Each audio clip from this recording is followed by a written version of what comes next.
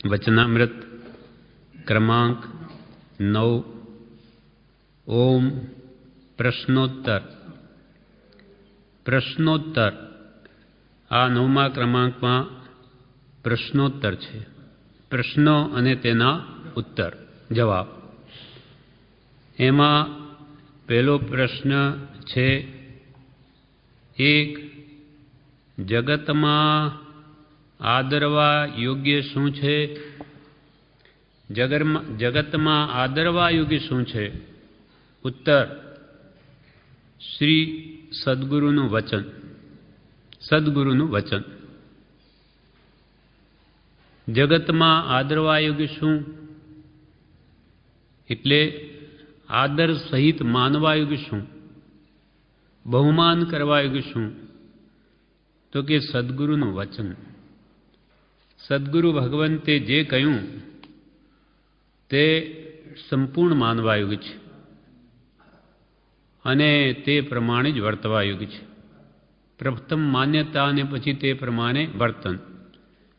માન્યતા એ શ્રદ્ધા છે, શ્રદ્ધા એ સંકિત છે અને તે પ્રમાણે વર્તવું તે આચાર છે, ચારિત્ર છે।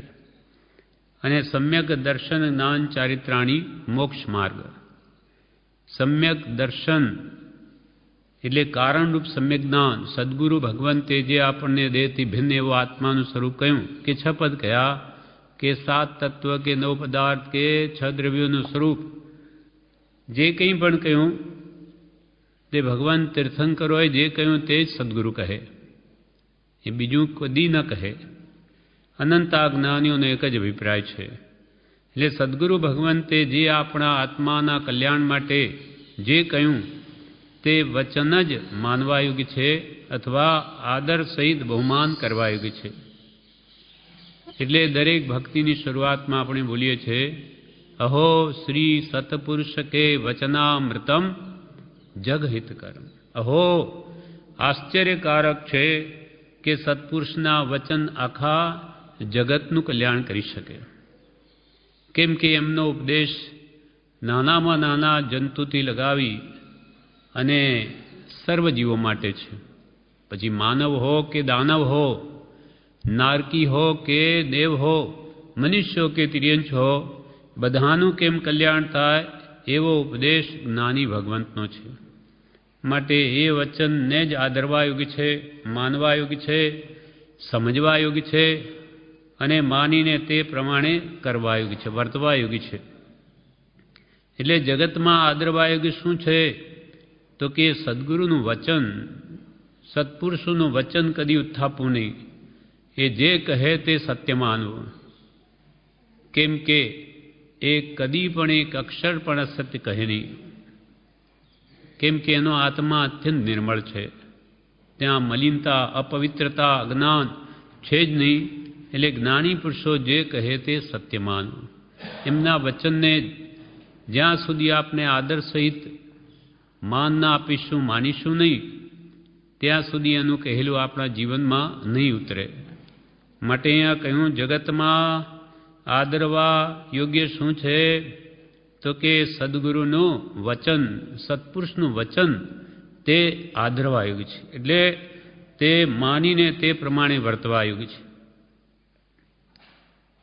એક ભરવાડ જેવા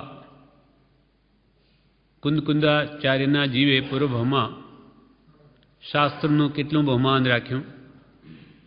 અજ્ઞાની છે, એને કંઈ ખબર જ નથી, પણ એને એટલું ભાન છે કે આ કોઈ મહાન વસ્તુ છે। જંગલમાં કોઈ ગ્રંથ મળી આવ્યો અને કેમ કે કોઈ મુનિ મહાત્માએ ગ્રંથ વાંચીને ઝાડના બખોળમાં મૂકી દીધો। એ ભરવાડે જોયું તો કે ઓહો, આ તો કોઈ મહાન ગ્રંથરાજ છે। જેમ કે શીખ લોકો એ નાનક, ગુરુ નાનકના ગ્રંથને ગ્રંથ સાહેબ કહે, ગ્રંથ સાહેબ, એના પ્રત્યે એમને અત્યંત બહુમાન છે। તેમ આપણને પણ સત્પુરુષના વચન પ્રત્યે એટલું જ બહુમાન હોવું જોઈએ કે આપણને આ નવનિધાન મળી ગયા। નાની પુરુષના વચન મળ્યા એટલે એક એક શબ્દમાં જેમાં અનંત આગમ રહ્યા છે અથવા બહુમૂલ્ય વસ્તુ આપણના હાથમાં આવી છે, પણ એની કિંમત કરતાં આવડવી જોઈએ. જેમ હીરાની કિંમત ઝવેરીને હોય, મોચીને ન હોય, તેમ આ સત્પુરુષના પ્રભુશ્રી તો કહે પ્રભુ એક એક શબ્દ એક એક શિખામણ લાખ લાખ રૂપિયાની છે. એક એક શિખામણ લાખ લાખ રૂપિયાની.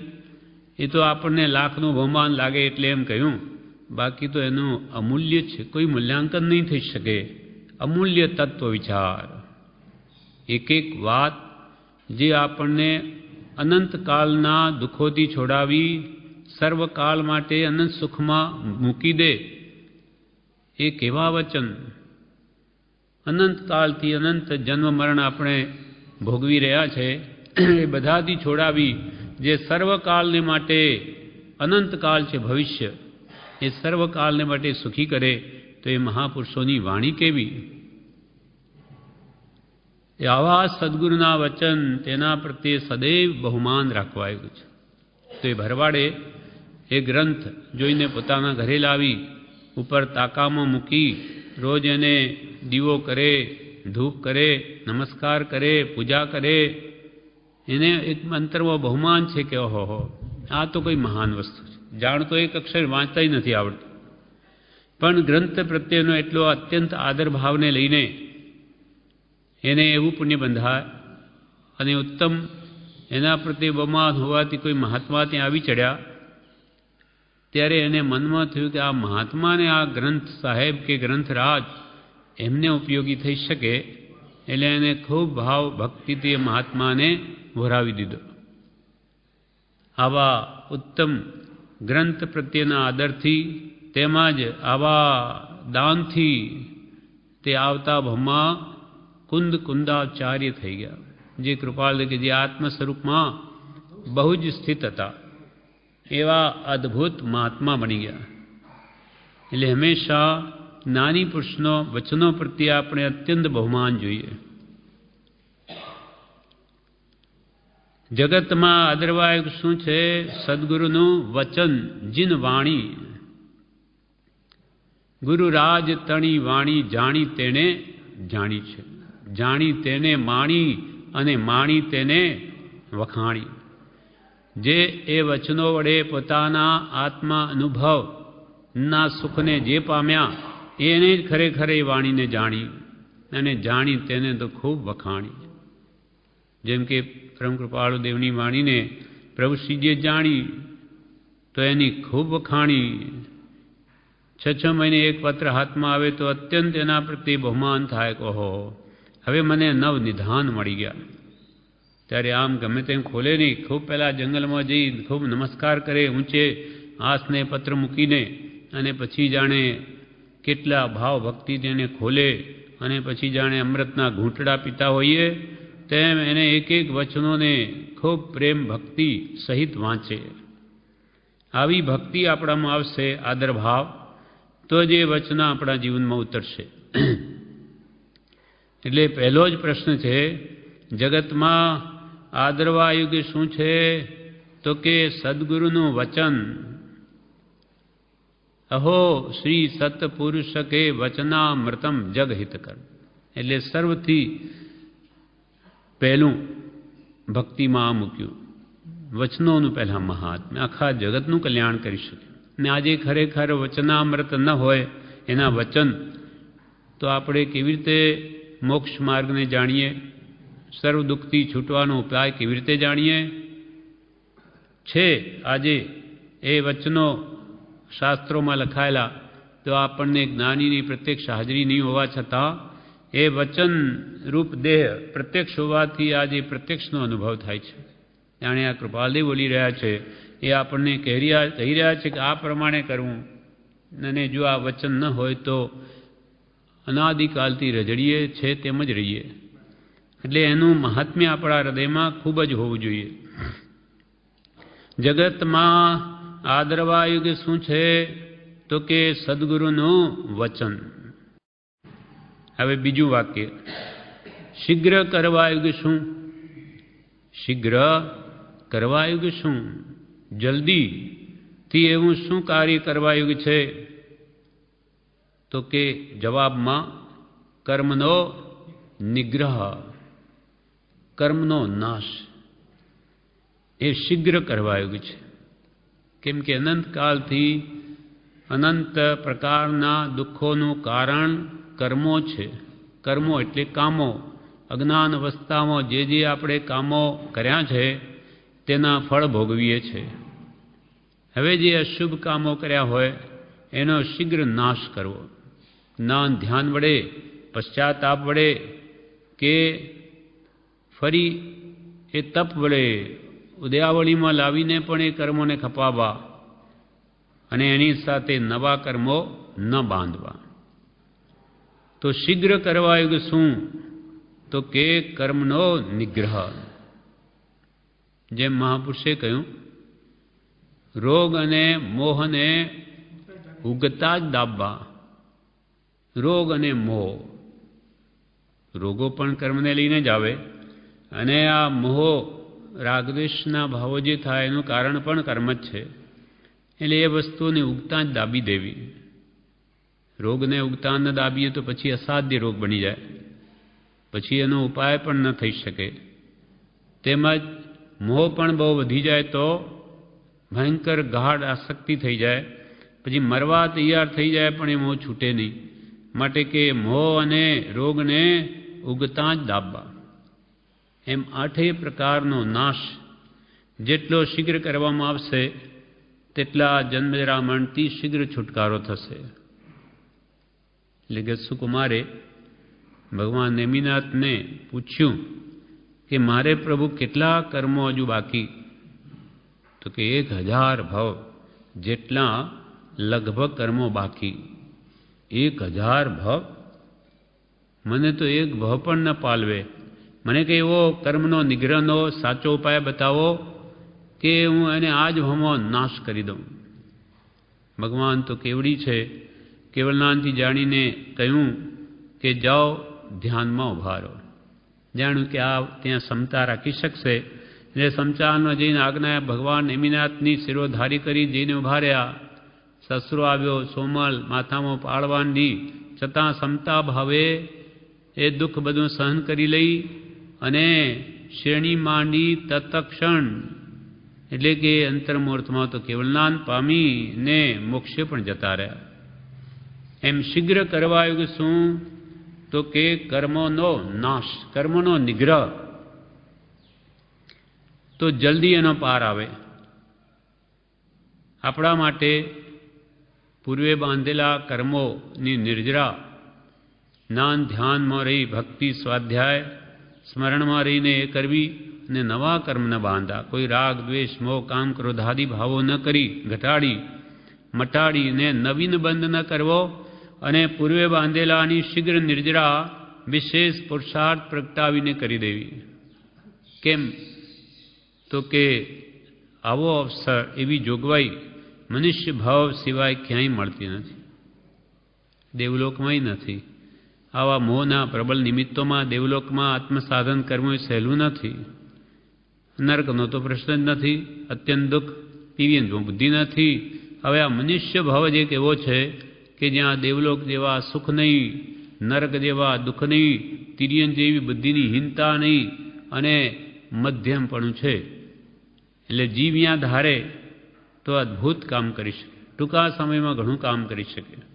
એટલે કૃપાલ કે બસ કર્મનો શીઘ્ર નિગ્રહ કરો, સદગુરુનું વચન માનો અને તે પ્રમાણે વર્તીને જલ્દીથી જલ્દી આ કર્મોનો નાશ કરો કે જેથી તમે સર્વકાળને માટે સુખી થઈ જાઓ. કેમ કે શીઘ્ર જો નહીં કરશો અને કાલે જો મૃત્યુ આવી ગયું તો બધું જ રહી જશે, બધી મળેલી સામગ્રી બધી ફોગ જશે. એટલે કે શુભસ્ય શીઘ્રમ, શુભ કાર્ય શીઘ્ર કરવું, એમાં મોડું નહીં કરવું. કેમ કે સમયનો ભરોસો નથી, કાળનો. તારે માથે કોપી રહ્યો કાળ રે, ઊંઘતને કેમ આવે. હે પાણી પહેલા બાંધી લેને પાળ રે, ઊંઘતને કેમ આવે. એ 4 તોલામાં મણની ભૂલ રે, ઊંઘ તને કેમ આવે? 4 તોલામાં મણની ભૂલ. કેટલું મોટું ભગીરથ કામ કરવું છે, અને તું કે આમ પ્રમાદમાં અને આળસમાં, સુવામાં, ખાવા પીવામાં સમય વ્યતીત કરી દે. અનંતકાલના દુઃખોને ભેદવા છે, અને એક ક્ષણનો પણ ભરોસો નથી. એટલે કે તું સૂવે છે, ઊંઘ નહીં મૂકી દે. અત્યંત પુરુષાર્થ કર, ન છૂટકે જ આરામ કર. કે હવે શરીર ચાલે નહીં તો એને આરામ આપ, નહીં તો નહીં. એમ અત્યંત પુરુષાર્થી થા. કેમ કે શીઘ્ર કરવા યોગ શું છે? તો કે કર્મનો નિગ્રહ, કર્મનો નાશ. 8 કર્મનો નાશ ન થાય ત્યાં સુધી તો પોતાની જે સિદ્ધ દશા છે, સર્વજીવ છે સિદ્ધસમ, અનંત સુખનું ધામ, તે પ્રાપ્ત નહીં થાય. અને હવે આપણની સિઝન આવી છે, લાગ આવ્યો છે આ ભવ. એટલે એક ભવના થોડા સુખ માટે અનંત ભવનો અનંત દુઃખ નહીં વધારવાનો પ્રયત્ન સત્પુરુષો કરે છે. હવે આપણે આ સુવા કે ખાવા પીવાનો સમય નથી જ્ઞાનીઓની દૃષ્ટિએ. હવે તો રાત દાડો એ જ કરવા છે, બીજું નહીં. જ્યાં સુધી જીવન હોય ત્યાં સુધી સત્પુરુષના વચનનો આદર, તે પ્રમાણે વર્તન, અને તેના ફળમાં કર્મનો શીઘ્ર નાશ. હવે ત્રીજું વાક્ય કે છે પ્રશ્ન. આ બધા પ્રશ્ને ઉત્તર આપણા માટે છે, કેમ કે એ મહાપુરુષો તો બધું કરી ગયા. પ્રશ્ન લખ્યો ને એનો ઉત્તર પણ આપ્યો, કે જેથી આ જીવોને તત્વ સમજવામાં સરળતા રહે, અને શું કરવું જોઈએ, શું ત્યાગવું જોઈએ, એનું સહેજે ભાન થાય, એનું ભાન આવે. હવે ત્રીજું વાક્ય છે, ત્રીજો પ્રશ્ન છે, મોક્ષ તરુનું બીજ શું? મોક્ષ તરુનું બીજ શું? તરુ એટલે વૃક્ષ.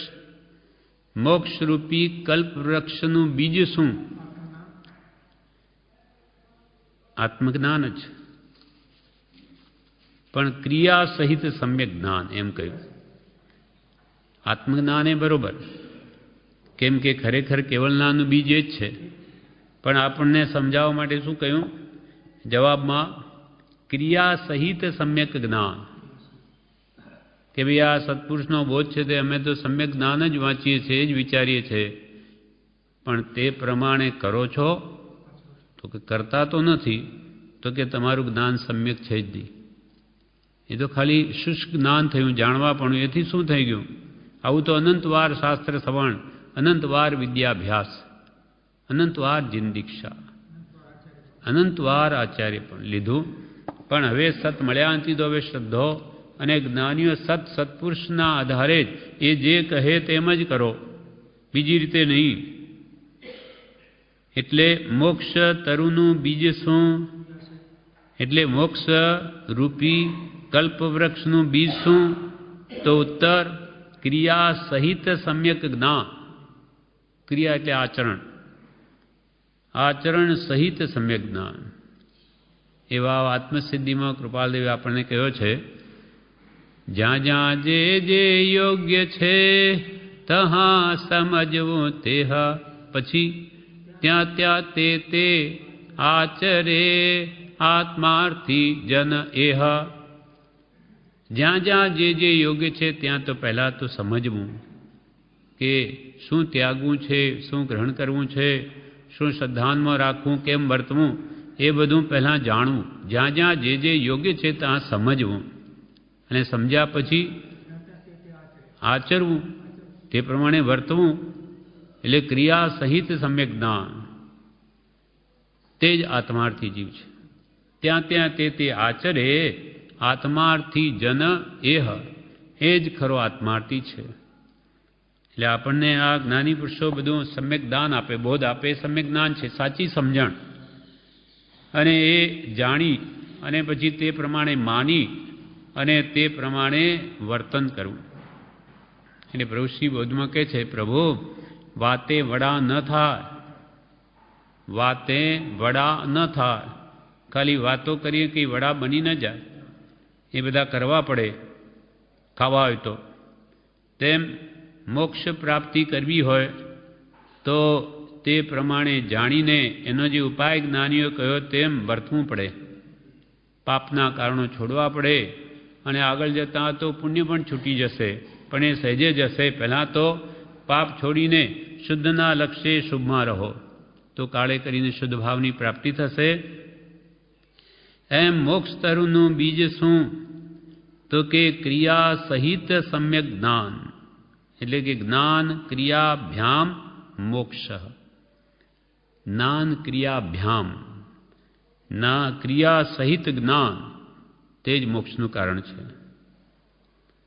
એટલે જ યશો વિજયજીએ નવપદીની પૂજામાં લખ્યું, પ્રથમ જ્ઞાન ને પછી ક્રિયા શ્રી સિદ્ધાંતે ભાખ્યો. પ્રથમ જ્ઞાન ને પછી ક્રિયા શ્રી સિદ્ધાંતે ભાખ્યું.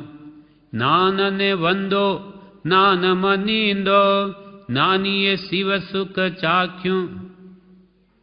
નાનીએ શિવ સુખ ચાખ્યું. સિદ્ધ ચક્ર પદ વંદો રે ભવિકા જેમ ચિરકાલે નંદો. જ્ઞાનીએ પ્રથમ જ્ઞાન ને પછી અહિંસા. પહેલા તો જ્ઞાન, ક્રિયા નામ એક જ છે, એટલે અહિંસાનું પાલન એ થઈ ક્રિયા. હા, એટલે પ્રથમ તો જ્ઞાન, પહેલા જાણવું. જાણ્યા વગર શું કરે? શાની ક્રિયા કરે? એ તો પછી જડ ક્રિયા થઈ ગઈ. કોઈ ક્રિયા જડ થઈ રહ્યા કે કોઈ શુષ્ક જ્ઞાનમાં કોઈ માને માર્ગ મોક્ષનો કરુણા ઉપજે. જો જ્ઞાનીઓ દયા આવે, તમે કે કોઈ ક્રિયા કરે પણ શા માટે લક્ષ નથી, લક્ષ વગરની ક્રિયા, અને કોઈ ખાલી વાતો જ કરે પણ તે પ્રમાણે કરે નહીં, તો બેને કૃપાલદેવ કે છે આ શુષ્ક જ્ઞાની અને ક્રિયાજળને જોઈને જ્ઞાનીઓ તો દયા આવે છે. આવું આપણે પણ અનંતવાર કર્યું છે. અને હવે પણ આ જાણીને એ પ્રમાણે નહીં વર્તીયો તો આ ભવમાં એવું જ થયું, આ ભવન ફોક જાય. એટલે આપણને ચેતાવવા માટે કે છે મોક્ષ તરુનું બીજ શું? તો કે પહેલાં જ્ઞાન ને પછી ક્રિયા શ્રી સિદ્ધાંતમાં જ્ઞાનીએ ભાખ્યું. માટે જ્ઞાનને વંદો પણ એની નિંદા કરોમાં. જ્ઞાનીએ શિવ સુખ ચાખ્યું. તમારે પણ મોક્ષ સુખને મેળવવું હોય તો જાણ્યા પછીનો ક્રમ છે આદરવાનો, તે પ્રમાણે વર્તો. ત્રણેયની એકતામાં મોક્ષ છે. જાણે પણ શ્રદ્ધે નહીં, કામ ના આવે. જાણે શ્રદ્ધે એટલે કે માને પણ તે પ્રમાણે કરે નહીં તોય કામ ના આવે. જાણે, માને અને વર્તે, એનું નામ ત્રણની એકતા. સમ્યક જ્ઞાન, પછી સમ્યક દર્શન અને સમ્યક ચારિત્ર. એ ત્રણની એકતા થાય ત્યારે જ મોક્ષ થાય. આ મૂળ માર્ગમાં જ બતાવ્યું. તે ત્રણે અભેદ પરિણામથી રે, જ્યારે વર્તે તે આત્મા રૂપ મૂળ માર્ગ સાંભળ જીનનો રે. તે માર્ગ જીનનો પામ્યો રે, કિંવા પામ્યો તે નિજ સ્વરૂપ મૂળ માર્ગ સાંભળ જીનનો રે. તે ત્રણે અભેદ પરિણામથી, ભાવોમાં ત્રણેયની એકતા આવે. તે ત્રણેય અભેદ પરિણામથી રે, જ્યારે વર્તે તે આત્મા રૂપ. નિશ્ચય સમ્યક દર્શનમાં તો આત્માનું જ જ્ઞાન, આત્માની શ્રદ્ધા, આત્મામાં રમણતા. એ ત્રણેય થશે. પહેલાં વ્યવહાર આવશે. વ્યવહારમાં કારણરૂપ સમ્યક જ્ઞાન, સત્પુરુષના વચનોનું અને એની શ્રદ્ધા. એ કહ્યું તે જ સત્ય, એમાં કિંચિત માત્ર પણ અસત્ય નથી. અને પછી તે પ્રમાણે વર્તનમાં સંયમ, તપ, ત્યાગ, આકિંચન, બ્રહ્મચર્ય, 10 લક્ષણરૂપ ધર્મનું પ્રવર્તન, એ વ્યવહાર મોક્ષ માર્ગ છે.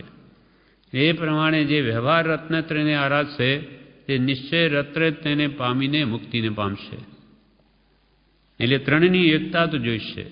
જાણ્યા પછી માન્યા પછી તે પ્રમાણે કરવું, વર્તું.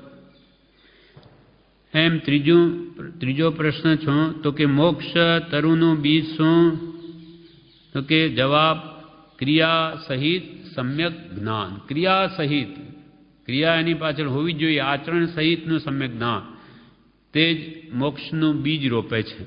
અર્થાત સમ્યક દર્શનનું કારણ થાય. પહેલાં સંકિતનું આ બીજ રોપાઈ ગયું કેવલનાનું બીજ સમકીત, એટલે શ્રદ્ધા સહિત કરવા માંડ્યું તો એ વ્યવહાર સમકીત છે શ્રદ્ધા, એટલે એનું સમકીતનું બીજ રોપાઈ ગયું અને એને પોષણ જો જેમ ખાતર પાણીથી ઝાડને આપણે પોષણ આપીએ તેમ એને ભક્તિ, સત્સંગ, સંયમ, તપ, ત્યાગ વગેરે જો એને પોષણ આપશે તો એ બીજમાંથી અંકુર ફૂટી આગળ ઝાડ થઈ પછી એને મોક્ષરૂપી ફળ આપશે, કેવલ જ્ઞાનરૂપી વૃક્ષ થઈને. હવે ચોથો પ્રશ્ન છે, સદા ત્યાગવા યોગ્ય શું? સદા ત્યાગવા યોગ્ય શું? તો કે અકાર્ય કામ, હંમેશા ત્યાગવા યોગ્ય એવી કઈ વસ્તુ કે જેનું કદી પણ આચરણ કરવું નહીં, જીવનમાં હંમેશા જેનો ત્યાગ જ રાખવો એવી કઈ વસ્તુ? સદા ત્યાગવા યોગ્ય શું? તો કે અકાર્ય કામ. અકાર્ય એટલે કદી પણ કરવું નહીં એવું કામ. હા, પાપના કામો એ કયા? તો કૃપાલદેવે પ્રભુશ્રીને કહ્યું અને પ્રભુશ્રી આપણને એ પાપના કામો પહેલાં છોડાવે છે. ધર્મમાં પ્રવેશ કરતાં જ પહેલાં 7 વ્યસનનો ત્યાગ કરાવે છે, કેમ કે એ 7 નરકના દ્વાર છે. એટલે એ અકાર્ય કામો છે, અકાર્ય કદી કરવા યોગ્ય નથી. એટલે જીવનમાં સદા ત્યાગવા યોગ્ય શું? તો કે 7 વ્યસનનો ત્યાગ. આ તો પહેલામાં પહેલો ધર્મમાં પ્રવેશ કરે ત્યારથી જ આ ત્યાગ જોઈએ. કેમ? તો કે આ ભયંકર મોટા પાપો છે અને લાગે આપણને સામાન્ય ભલે જુગાર જેવો, તે એ શું એટલું બધું મોટું પાપ થઈ ગયું કે જીવને નરકમાં લઈ જાય? પણ એ જુગાર નામના વ્યસનથી બીજા બધા વ્યસન આવી શકે, બધા દુર્ગુણો આવે. કેમ કે જુગારીની સંગત કેવી હોય? ખોટી. એટલે એથી પછી એક પછી બધા વ્યસન વળગે, દારૂના, ચોરીના. તેમાં હારે તો આવા ભાવો ઉત્પન્ન થાય, મન ચંચલ રહે તો દારૂ પીતો થઈ જાય, હારે બહુ તો ચોરીની આદત પડી જાય અને આવી પછી આદતોથી ધીમે ધીમે પાપનો ભાર વધતા પછી બીજા વ્યસનો પણ એને લાગે વળગે. એટલે આપણને તો પહેલાંથી જ પ્રભુશ્રીજીએ કે પહેલાં 7 વ્યસનનો ત્યાગ કરો તો જ તમે ધર્મ આરાધવાને યોગ્ય થશો. હવે દારૂ જેવું નહીં, પહેલાં તો જુગાર. હવે જુગાર પાંડવો ને કૌરવો, આ જુગારના કારણે પાંડવો જેવા સમજુ પુરુષો, તેમાં એમના મોટાભાઈ ધર્મરાજા યુધિષ્ઠર, તેની પણ બુદ્ધિ ભ્રષ્ટ થઈ ગઈ અને એ દાવમાં બધું હારી ગયા રાજ્ય, અને પછી પોતાની પત્ની દ્રૌપદી તેને મૂકી દીધી. એવું કોઈ કરે? પણ આવી બુદ્ધિ વિનાશકાલે વિપરીત બુદ્ધિ ઉપજે આવા નિમિત્તોથી. એટલે કે છે કે એનું રાજ્ય ખોયું, બધું જ ખોયું અને ઉપરથી વનવાસમાં જવું પડ્યું. તેમજ નળ રાજાએ પણ આ જુગારમાં આખું રાજ્ય ખોયું. એટલે એની જો લત પડી જાય સટ્ટા વગેરેની તો કેટલાયના ઘર બરબાદ થતાં હમણાં પણ જોયા છે. આપણા જ મુમુક્ષોની વાત છે, નામની જરૂર નહીં. એ કેટલી બધી જાહો જલાલી એક સમયમાં હતી, પણ આ લત પડી તો બધું જ ગયું. પછી એવી આદત પડી ઘરમાં એક નાની સૂની ચીજ પણ રહેવા ન દે. રેડિયો, વાસણો પણ વેચે છેલ્લે, પણ એ આદતે જઈને લગાડે દાવજ. એને બસ હાર્યો જુગારી બમણો રમે, એવી કોણ જાણે કેવી ઈચ્છા ઉત્પન્ન થાય કે એને એ જ સૂઝે. એટલે મહાપુરુષોએ આના બધા પરિણામ ઘણા ખરાબ આવતા જાણી આપણને એનો પહેલાંથી ત્યાગ કરાવ્યો કે બધું જ જતું રહે, પછી એને ધર્મ કે કોઈ વ્યવહારિક કાર્યમાં પણ ચિત્ત ચોટે નહીં. એટલે પહેલાં જુગારનો ત્યાગ કરાવ્યો. પછી માંસ, એ તો જેમાં સમયે સમયે અસંખ્યાત જીવોની ઉત્પત્તિ થાય તેનો નિષેધ કર્યો. જીવોને મારવાથી આવે, અને જ્યાં હિંસા છે ત્યાં ધર્મ નથી, દયા છે ત્યાં ધર્મ છે, જ્યાં દયા નથી ત્યાં ધર્મ નથી. એટલે માંસ આદિ વ્યવહારનો પહેલાં ત્યાગ કરાવ્યો. એ ખાવા યોગ્ય નથી. જેમાં સમયે સમયે અસંખ્યાત જીવોત્પત્તિ જેમાં ઉત્પન્ન થાય જીવો, એટલે એનો નિષેધ કર્યો. એ પણ કેવું વ્યસન, એના ઉપર એક કથા છે. એક કુશાગ્ર નામના નગરમાં એક બક નામનો એનો પુત્ર હતો. બક તે માંસનો એટલો બધો લોલુપી કે ત્યાં કોઈ અષ્ટાનિકા મહોત્સવ ચાલતો હતો. એટલે રાજા એવો બગડાવ્યો કે 8 દિવસ હિંસા કોઈએ કરવી નહીં. બિલકુલ બધા માંસાદિના જે કંઈ પણ કારખાનાઓ એ થતાં બધું બંધ કરાવી દીધું.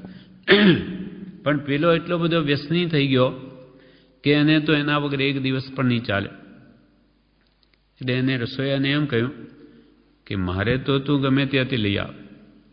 હવે બધા માંસ જીવોને કાપનારા કસાઈઓના આ બધા સ્થાનો બંધ, એટલે ક્યાંથી લાવે? પણ રાજાનો પુત્ર એટલે રસોઈયાને કહ્યું, એટલે પછી શું કરે, બહુ આગ્રહ કર્યો. એટલે પછી એ જંગલમાં ગયો તો ત્યાં કોઈ મરેલું બાળક પડેલું, કોઈનું બાળક કોઈ નાખી દીધું હશે ગરીબનું ગમે તે, એ ઉપાડી લાવી એને રાંધીને એને આપ્યું. એ ખાઈને એને એવું થયું કે તું કાલે કોનું માંસ લાવ્યો હતો, હવે તો રોજ એ જ લાવ. હવે રોજ ક્યાંથી લાવે આવું? એટલે પછી એણે શું કરવા માંડ્યું કે જે નાના બાળકોને રમાડે ધામાતાઓ, અને ક્યાં લઈ જાય એને પીપરમેન્ટ જેવી આપીને કોઈ બાળકને લઈ આવે, અને તેને લાવીને ગળું દાબીને આવી રીતે માંસ આપવા માંડ્યો. થોડા દિવસ થયા, કેટલાય બાળકો મળે નહીં, થયું શું? પછી તપાસ ચાલી. રાજાને જઈને કહ્યું તો એનો પુત્ર એ રસોઈયો પછી પકડાયો. તો કે હું શું કરું મહારાજ, મને તો આ રાજકુમારે એમ કહેવાથી મારે બધું કરવું પડ્યું. મૂળભૂત કારણ રાજપુત્ર નીકળ્યો. એટલે રાજાએ પછી એને ફાંસી ચડાવો કે આવા કામ કર્યા. પછી ત્યાં ફાંસી ચડાવ્યો કે બધાના કહેવાથી દેશવટો આપીને બહાર કાઢી મૂકે છે. આ રાજ્ય પદવીને લાયક નથી. એમ કેવું વ્યસન પડી ગયું કે એને 8 દિવસ પણ એ છોડવા તૈયાર નથી. વ્યસન એટલે લત, જે કદી છૂટે નહીં, મરી જાય તોય, એવી જે આદત છે. એટલે જ્ઞાની પુરુષોએ આપણને એનો નિષેધ કર્યો. એને અનેક પાપનું કારણ છે. બુદ્ધિ બગાડે, દુર્ગતિમાં લઈ જાય, અને આવી રીતે જે પરજીવોનું દુઃખ, હિંસા પણ એ ગણતો નથી આમાં. એટલે આવી રીતે અકાર્ય કામો છે, કોઈ દિવસ કરવાયું નથી. મૃત્યુ થાય તો ભલે, પણ માંસ તો ન જ ખાઉં. પછી ત્રીજું વ્યસન દારૂ. એ પણ માણસને ભાન ભૂલાવે, અને પોતે કોણ છે, માં છે, બહેન છે, માતા છે, કાંઈ ખબર નહીં. કોઈની પણ સાથે દુર્વ્યવહાર કરી દે, કેમ કે ભાન ભૂલેલો છે. અને એનાથી પણ એ દારૂમાં પણ અસંખ્યાત જીવોત્પત્તિ થાય છે, કેમ કે એને ખોવડાવવામાં આવે. એટલે એને પીવાથી પણ એ જે જીવો આપણા પેટમાં જાય, બધા જીવો મરી જાય. એટલે એ પાપ. આપણી બુદ્ધિ બગડે, આપણે કોઈ અકાર્ય કામ કરીએ તો એ મહાપાપ. આ ભવમય દુઃખ પામે અને ભવોભવ દુઃખી થાય. હવે એવા વ્યસન માટે આખી એ દારૂના કારણે તો આખી દ્વારિકાનો નાશ થઈ ગયો. શ્રી કૃષ્ણની દ્વારિકા 12 યોજનની આખી સોનાની કહેવાતી હતી. હવે એને ભગવાન નેમિનાથને પૂછ્યું કે એનો નાશ કેમ થશે? તો કે આ દીપાયનથી થશે. દીપાયન જાણ્યું મારાથી દ્વારિકા, મારું હું અહીંયા રહું જ નહીં, એટલે હું દીક્ષા લઈને જંગલમાં જતો રહીશ. એ જંગલમાં જઈને રહે છે. પણ ભગવંત એ કેવલનાંતિ કહ્યું એ કદી ટળે નહીં. એટલે શું બન્યું કે શ્રી કૃષ્ણના પુત્ર પ્રદ્યુમ્ન, સામ વગેરે એ તો બધા તદભાવ મોક્ષગામી છે, પણ એમને દારૂ પીધું. હા, તે વખતે આ બધા બાળકપણાની વાત છે, બાલ્યાવસ્થામાં. હવે પીધું ને ત્યાં પીધા પછી ભાન ભૂલેલા દીપાયન ઋષિને જંગલમાં ક્યાંય ગયા હતા ફરવા, ત્યાં દારૂ પડેલું પહેલાં બહાર નખાવેલું રાજા શ્રી કૃષ્ણે. તે બહુ કોવટો, એમાં ખૂબ મદ આવી ગયેલો. હવે પીવાથી એમની બુદ્ધિ એટલી બધી બગડી ગઈ, નશો ચડ્યો. અને જેવા દીપાયન ઋષિને ત્યાં જોયા તો કે આ જ આપણી દ્વારિકાનો નાશ કરનાર છે, માટે એને મારો. ના ના, ત્યાં હશે, આ વાત જુદી છે. એટલે પછી એને દીપાયન ઋષિને એ લોકોએ બહુ હેરાન કર્યા. એટલે એણે એવું નિયાણું કર્યું કે હું આખી દ્વારિકાનો દાહ કરનાર થાઉં, બાળનાર થાઉં. હવે આ વાત જ્યારે શ્રી કૃષ્ણે જાણી ત્યારે બળદેવ એમના મોટા ભાઈને શ્રી કૃષ્ણ ત્યાં આવીને ઘણી વિનંતી કરી કે આવું તમે ઘરોમાં એ નિયાણું ભયંકર દુઃખ આપશે ભવ. તો એણે કહ્યું કે નહીં, એ હવે નિર્ણય નહીં ફરે, કેમ કે ભગવાન નેમિનાથે કદી ખોટું થાય નહીં. હવે તે મરી અને વ્યંતર થાય છે. પણ અત્યંત લાગણીભરી વિનંતીના કારણે શ્રી કૃષ્ણ અને બળદેવને એણે એમ કહ્યું કે હું તમને બેને છોડીશ, બીજા કોઈને નહીં મૂકું. એટલે વ્યંતર થયો. પછી શ્રી કૃષ્ણે કહ્યું કે આ દ્વારિકાનો દાહ થશે. એમ ભગવાને કહ્યું તમે બધા સંયમ તપ જપમાં બધા રહો તો સુખી થશો. એટલે બધું ખૂબ તપ જપ બધા કરવા લાગ્યા. આમ 12 વર્ષ નીકળી ગયા. એટલે બધાને મનમાં થયું કે હવે કંઈ એવું થવાનું નથી. 12 વર્ષ નીકળી ગયા એટલે બધા શિથિલાચારી બનવા લાગ્યા.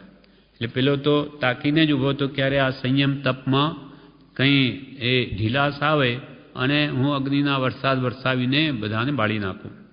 વ્યંતર થયેલો. એમ અંતે એ આવી રીતે અગ્નિદાહ કરે છે. અને તે વખતે માતા પિતાને જાણે બહાર કાઢી લો એમ શ્રી કૃષ્ણને આ લોકો વિચારે છે. પણ ત્યાં જેમ દરવાજાથી બહાર લેતા ગયા કે દરવાજો જ પડ્યો એમના ઉપર. માતા પિતા ત્યાંય દેહાંત થઈ ગયો. એટલે કોઈ બચી ન શક્યું. કોઈએ કીધું કે મને તો ભગવાને કહ્યું છે કે તદભવ તારે તો મોક્ષ થશે, તો આ એમ કેમ? એટલામાં તો દેવ આનીને ઉપાડીને ભગવાન પાસે મૂકી દીધો. એમ અને જે બાકીના હતા તે બળીને ત્યાં ભસ્મ થઈ ગયા. એમ મહાપુરુષો કહે છે. આનું મૂળભૂત કારણ શું? દારૂ. એટલે અનેક દોષનું પાપનું કારણ દારૂ. એનાથી આપણને જે બધા નરગતિના કારણ એનાથી છોડાવી દીધા. અને પહેલાંથી જ પ્રદ્યુમ્ન અને સામ વગેરે તો દીક્ષા લઈને ચાલ્યા ગયેલા. હવે ચોથું છે વ્યસન અકાર્ય કામ, તે ચોરી. ચોરી પણ કરવાયું નથી. એક રાજાના ઘરમાં એક વ્યક્તિ અંજન આંજી અને રાજાના ભાણામાંથી ખાઈ જાય. એટલે રોજે કેટલું બધું મૂકે, ખબર ન પડે કે આ કોણ કરે છે. એટલે મંત્રીને વિચાર્યો કે કેમ પકડવો. એટલે ત્યાં ધૂપ કર્યો જમતી વખતે. એ વ્યક્તિ દેખાતો નથી, ખાઈને જાય છે. એટલે આંખમાં એનાથી પાણી નીકળ્યું કે બધું અંજન નીકળી ગયું અને એ પકડાઈ ગયો માણસ. પછી એની શિક્ષા થઈ. એમ કોઈ પણ પ્રકારની ચોરી કે ઝારી, એટલે પરસ્ત્રી ગમાને ઝારી કહેવાય. આવા બધા વ્યસનો તે તો લૌકિક વિરુદ્ધ છે. લોકોમાં પણ એ મહાઅપરાધ ગણાય છે. એટલે તેને પણ આ રીતે શિક્ષા થઈ. અને એની ચોરોની શિક્ષા થાય છે એ તો જગત વિદિત છે. તેમજ કોઈનું પણ આપણે ધન લઈએ તો પરધન લેતા પ્રાણ જ લીધા. કેમ કે 11મો પ્રાણ તે એનું ધન છે. ધન કોઈનું લઈએ એને મરવા બરાબર છે. આ રીતે ચોરી કરવી નહીં, પરસ્ત્રીગમન કરવું નહીં. પરસ્ત્રીગમનથી રાવણ જેવા આખા 3 ખંડના અધિપતિ છતાં પણ બુદ્ધિ વિપરીત થવાથી સીતાનું હરણ કર્યું તો શું ફળ આવ્યું? મરણને શરણ થવું પડ્યું, મૃત્યુ થયું. માટે અને આ ભાવમાં પણ આવા કામ કરનારાઓ તે અનેક ભારી શિક્ષા અથવા મૃત્યુને દંડને પણ પામે છે. માટે પરસ્ત્રી ગમન કરવું નહીં. કૃપાલે કહ્યું, જે જેને તે ભોગવવાને આપ્યું તે હું ના ચાહું. શિકાર, પછી છઠ્ઠું વ્યસન, જાણી જોઈને કોઈ પણ જીવને મારવો નહીં. પછી તે મચ્છર હો, માકડ હો કે ચાંચડ હો કે વીંછી હો કે સાપ હો, ઝેરી જંતુ હો તો પણ મારવા નહીં. કેમ કે એ પણ આપણા જેવા જીવ છે, દૂર મૂકી શકાય, મરાય નહીં. એક ખેંગાર નામનો રાજા હતો. એ શિકાર કરી અને હરણાઓને મારી પોતાના ઘોડાના પાછળ બાંધીને જતો હતો. જતાં રસ્તામાં માર્ગ ભૂલી ગયો. એટલે સામે એક ભાટ મળ્યો. એને પૂછ્યું કે ભાઈ, અરે માર્ગ ક્યાં, કઈ બાજુ જાય છે? તું જાણે છે માર્ગ? તો કે હું 2 માર્ગ જાણું, એ સિવાય બીજો કોઈ માર્ગ નથી જાણતો. તો કયો માર્ગ જાણે? એણે જોયું કે આ હિંસા કરીને લઈ આવ્યો છે, આ હરણાઓને મારીને. તો કે 2 માર્ગ જાણું. જે જીવોને મારે, હિંસા કરે, પાપ કરે તે નર્કમાં જાય, અને જે અહિંસા કરે, પરોપકાર કરે, બીજાનું ભલું કરે, બચાવે તે સ્વર્ગમાં જાય. આ સ્વર્ગના માર્ગને, નર્કના માર્ગને હું જાણું છું, બીજો કોઈ માર્ગ હું જાણતો નથી. એટલે એ ખેંગાર રાજાની પણ આંખો ખુલી. એ વાત તો સાચી છે કે હું આવા નિરપરાધી પ્રાણીઓને મારું તો મારી નરગતિ થશે. એને કંઈ એવું નિમિત્ત મળ્યું, એને અકલ આવી ગઈ. બીજાને ન પણ આવે, પણ એને આવી. આવો કે ન આવો, પણ એ પાપ કરે, બીજાને મારે, એટલે એને તો ભવિષ્યમાં અનેક દુઃખ ભોગવવાનો સમય આવે. એને અનેક વાર મારે.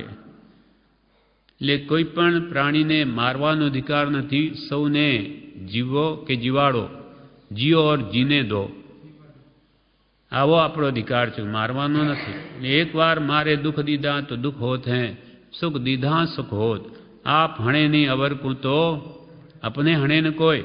એટલે શિકાર નામનું વ્યસન, એટલે જાણી જોઈને એવું કોઈ જીવને મારવું નહીં. કેમ કે અહિંસા પરમો ધર્મ, શ્રેષ્ઠ, સર્વશ્રેષ્ઠ ધર્મ તો અહિંસા છે. માર શબ્દ જ કે નહીં જોઈએ. મન વચન કાયાથી મારવાની વાત તો શું, પણ વચનમાં, વાણીમાં એવો શબ્દ ન બોલવો કે બીજાને દુઃખ પહોંચે, ઠેસ થાય. કઠોર વચન વાણી પણ ન કહેવી, અને મનમાં પણ એવો કોઈ વિચાર ન કરવો કે જેથી બીજા જીવને દુઃખ થાય. નહીં તો આપણને તત્ક્ષણ બંધ થાય. મન વચન કાયાથી હિંસાનો ત્યાગ કરવો. પછી 7મું વ્યસન વૈશ્યાગમન. વૈશ્યાગમનની આદત પણ એટલી જ ભયંકર છે. ધમ્મિલ નામનો શેઠ પુત્ર હતો. એ ઘણો જ વૈરાગી. એટલે એના લગ્ન થયા ત્યાર પછી પણ એની પત્ની યશોમતી હતી, તેના પાસે પણ જાય નહીં. એટલે એકવાર પોતાની માતાએ આ જોયું અને યશોમતીને પૂછ્યું કે તું કેમ, શું એકલી બેઠી, એ ક્યારે આવે છે શું? તો કે એ તો કોઈ દિવસ આવતા જ નથી. એટલે એને થયું કોઈ દિવસ નહીં, એનું લગ્ન કર્યું, આ બિચારી એકલી બેઠી રહે, કોઈ દી બોલાવી નહીં. એટલે એ શેઠાણીએ શેઠને કહ્યું કે આ જો આવું છે, આ ધમ્મિલ કોઈ દિવસ એને બોલાવતો નથી, માટે કોઈ એવા વ્યસનીઓની સંગત કરાવો તો એને કંઈ એવી ખબર પડે. આ તો એના વાંચન, વિચાર, ભક્તિઓમાં જ રહે આખો દાડો. ત્યારે શેઠે કહ્યું કે જો આનું પરિણામ સારું નહીં આવે, એમ બિલકુલ કરવાયું નથી. છતાં શેઠાણી ન માન્યું, એને વ્યસનીઓની સંગત કરાવી. પછી એવી લત પડી ગઈ કે વેશ્યાગ્રહે જતો જતો ત્યાં જ રહી ગયો. પણ પિતા કે માતા અને આના પ્રત્યેના પ્રેમને કારણે જે મંગાવે તે મોકલે. એ તો ત્યાં ઘરે નહીં આવે. પિતા બીમાર, સમાચાર મોકલ્યા નહીં. માતા બીમાર, સમાચાર મોકલ્યા નહીં. મરી ગયા ભાઈ તોય નહીં. અને જે પૈસો આવ્યા કરે, પછી પત્ની પણ પતિના સુખ માટે જે મંગાવે તે મોકલે. અંતે મંગળસૂત્ર મોકલ્યું. ત્યારે વેશ્યાને ખબર પડી ગઈ કે હવે બધું પતી ગયું, હવે આ છેલ્લું આવ્યું. એટલે પછી અક્કાએ એની અક્કા એને ઉપાડી રાત્રે દારૂ પીવડાવી ખૂબ અને મુકાવી દીધો દૂર. એ તો પૈસાની સગાઓ છે. એમ વેશ્યાગમનથી બધું ખોયું. માતા પિતાની દુઃખરૂપ થયો, ઘરનું બધું ગયું, અને પછી આ પત્ની પણ જોઈએ હવે ઘરમાં કહીને એટલે એ પણ પિયર ગઈ. પછી આવીને મળે છે પુણ્યોદય, બધું સવળું થઈ ગયું, પણ બધાને કેવું થાય નહીં. એટલે આવા જીવો પછી નરકમાં જાય. આ ભાવમાં દુઃખી થાય, ભવોભાવ દુઃખી થાય. એટલે આપણને કૃપાલદેવે અહીંયા કહ્યું સદા ત્યાગવા યોગ્ય શું? સદા ત્યાગવા યોગ્ય શું? ઉત્તર અકાર્ય કામ. અકાર્ય જે કરવા યોગ્ય જ નથી, કોઈ પણ હિસાબે, મૃત્યુના ભોગે પણ નહીં. મરી જવું પણ આવા પાપો તો ન સેવા. કેમ કે મૃત્યુથી તો એક જ ભાવ આપણો નાશ પામે. જ્યારે આ વ્યસનોથી તો ભવો ભાવ અને આ નરકના કેટલા બધા આયુષ્ય લાંબા, ત્યાં કેટલા બધા ભયંકર દુઃખના ભાગી થવું પડે. માટે કહે છે કે આવા કામો કદી કરવાની. એ સત્પુરુષે આપણને જે વચન આપ્યું અથવા ઉપદેશ આપ્યો કે એ વચનને દ્રઢતાથી પાળવું. એટલે પહેલું પ્રશ્ન તો શું છે કે જગતમાં આદરવયાગ શું છે? તો કે સદગુરુનું વચન. આ બધા સદગુરુ ભગવંતે સપ્તવ્યસનનો ત્યાગ કર્યો, એને આદરવો, મૃત્યુના ભોગે પણ પાળવા, વ્યસનોનો ત્યાગ કરવો, એની આજ્ઞા પાળવી. પછી શીઘ્ર કરવા યોગ્ય શું? તો કે કર્મનો નિગ્રહ. આ તો બધા કર્મના કારણ છે, સપ્તવ્યસનો. અને બીજા પણ કોઈ પણ પાપ સેવવાની પૂર્વે થઈ ગયા હોય તો એ પાપનો નાશ કરવો, શીઘ્ર નાશ કરવો. કેમ કે આયુષ્યનો કાંઈ ભરોસો નથી. આજે છે ને કાલે તો ભાઈ છે જ નહીં, દેહ છૂટી ગયો તો પછી શું રહેશે હાથમાં? એટલે શીઘ્ર શુભસ્ય શીઘ્રમ કરવા શું? તો કે કર્મનો નિગ્રહ. મોક્ષ તરુનું બીજ શું? મોક્ષરૂપી કલ્પવૃક્ષનું બીજ શું? તો કે ક્રિયા સહિત સમ્યક જ્ઞાન. સત્પુરુષે જે જ્ઞાન આપ્યું તે સમ્યક જ્ઞાન કહેવાય, સાચું જ્ઞાન. જ્ઞાન તેનું નામ કે જે હર્ષોક વખતે હાજર થાય, અર્થાત હર્ષોક થવા દેની એવા જ્ઞાનને જાણીને તે પ્રમાણે વર્તવું તો જ સાચું જ્ઞાન. ક્રિયા સહિત સમ્યક જ્ઞાન. જ્ઞાનસ્ય ફલ વીરતિ એમ કહ્યું. સમ્યક જ્ઞાનનું ફળ વીરતિ આવવું જોઈએ, ત્યાગ આવવું જોઈએ, તો જ તે જ્ઞાન સાચું. પછી ચોથું વાક્ય સદા ત્યાગવા યોગ્ય શું? અકાર્ય કામ. અકાર્ય કદી પણ કરવાની એવા કામો તે સદા ત્યાગવા યોગ્ય છે. એટલે જીવનભર સપ્તવ્યસનનો તો અવશ્ય ત્યાગ જોઈએ. હા હા, અભક્ષ એવા આ તો આપણે મોટા પાપો જે કહ્યા એવા બધા જ પાપ કોઈ પણ હોય, કોઈ પણ જાતના પાપ જેને જ્ઞાનીઓ કે બધા જ ત્યાગવા યોગ્ય છે. કોઈ પણ પાપ સુખ ન આપે. સુખનું કારણ પુણ્ય છે, ભૌતિક સુખનું કારણ પણ અંતે સ્વરૂપ સુખની પ્રાપ્તિ જોઈએ છે. સ્વાધીન સુખ જે આત્મામાં રહેલું, પણ એ શુભ ભાવ વડે મન શુદ્ધ કરો. મનની શુદ્ધિ શુભ ભાવોથી છે. એ કરતાં કરતાં જવું છે તો શુદ્ધ ભાવમાં, ત્યાં પછી શાશ્વત સુખ શાંતિ છે. પણ એ અકાર્ય કામોને ત્યાગ્યા વગર શુભ ભાવ થાય નહીં, અને શુભ ભાવ વગર શુદ્ધ ભાવમાં આવાય નહીં. માટે શુભ ભાવમાં રહો, શુદ્ધના લક્ષે, અને પછી કાળ કરતા શુભાતે શુભાશુભ છેદતા ઉપજે મોક્ષ સ્વભાવ. આ પ્રમાણે આપણે 4 વાક્યો આજે વાંચ્યા, બીજા આવતીકાલે. પ્રશ્નોત્તર. કુલ 22 પ્રશ્ન છે અને 22 એના ઉત્તર છે. તેમાં આપણે કાલે 4 પ્રશ્ન વાંચ્યા. હવે 5મો પ્રશ્ન. સદા પવિત્ર કોણ? સદા પવિત્ર કોણ? ઉત્તર. જેનું અંતઃકરણ પાપથી રહિત હોય તે. સદા પવિત્ર કોણ? એટલે સદા જેનું અંતઃકરણ પાપથી રહિત હોય તે સદા પવિત્ર છે.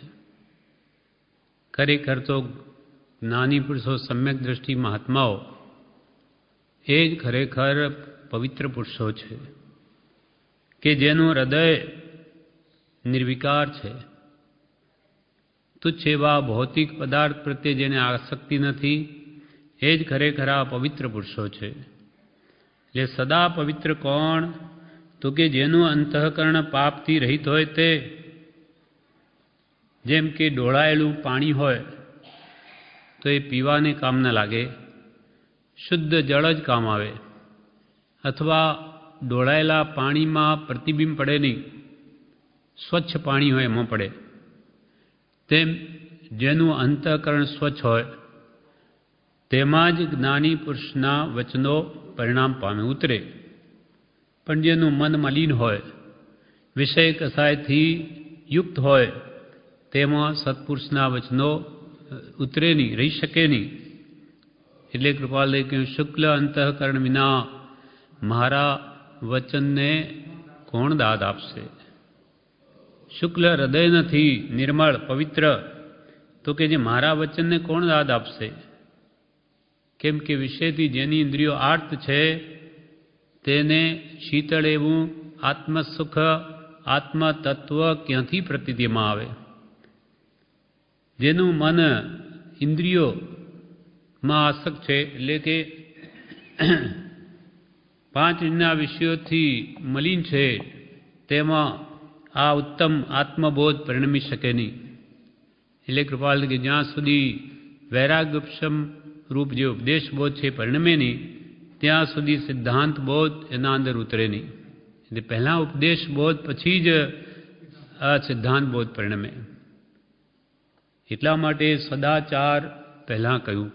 પહેલાં આચારો પ્રથમો ધર્મ. એટલે શુદ્ધ આચાર કે મનના વિચાર ન હોય તો એ ધર્મ આરાધવાને યોગ્ય નથી. એટલે સદા પવિત્ર કોણ? તો કે જ્ઞાની પુરુષ. એટલા માટે કહ્યું સંમદિઠ્ઠિ ન કરી પાવમ. સમ્યક દ્રષ્ટિ પુરુષો પાપ કરતા નથી. કેમ કે એમને જે કંઈ પણ બંધ છે એ નિકાચિત નથી, અર્થાત અનંતાનુબંધી ના ભાંગાવાળો છે જ નહીં. એટલે જ્ઞાન ધ્યાનથી જે કંઈ પણ ખપી જાય. એટલે અપોસી હોય બંધો નિધમ ધસમ ન કુણી, એ નિર્ધંસ પરિણામ એમના થતા જ નથી. કેમ કે અનંતાનુબંધી કશાય ગયા. એટલે ખરેખર આ જગતમાં પવિત્ર પુરુષો તે જ્ઞાની પુરુષો છે. કેમ કે જેનું અંતઃકરણ સદા પાપથી રહિત છે. હવે વાક્ય છઠ્ઠું. સદા યૌવનવંત કોણ? હંમેશા નવજુવાન રહે એવી કઈ વસ્તુ? તૃષ્ણા. એટલે કૌંસમાં લખ્યું લોભ દશા. લોભ એવી વસ્તુ છે કે જે હંમેશા યુવાન જ રહે.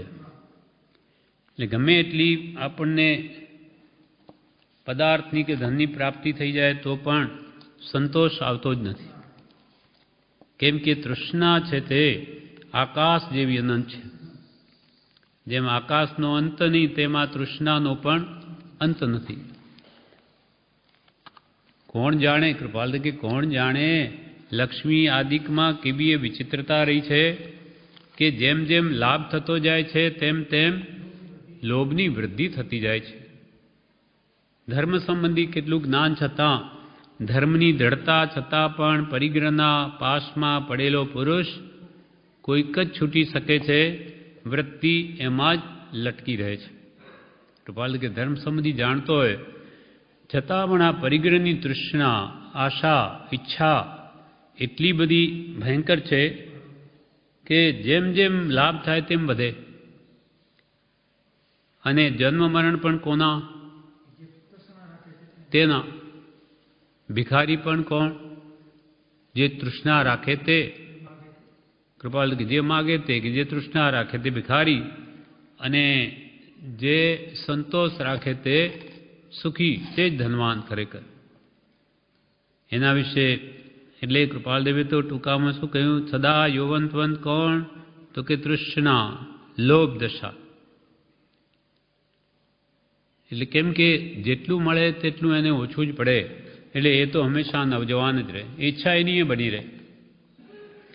એના વિશે પ્રવેશિકામાં પાઠ છે તૃષ્ણાનો. એમાં કહે છે, શિક્ષા પાઠ 69 છે પ્રવેશિકામાં. એમાં કહ્યું, આહાર ને ઊંઘ વધાર્યા વધે ને ઘટાડ્યા ઘટે. આહાર એટલે ભોજન, વધાર્યા વધે ને કે એનાથી પછી ઊંઘને એને સંબંધ છે, એટલે આહાર ને ઊંઘ વધાર્યા વધે અને ઘટાડ્યા ઘટે છે.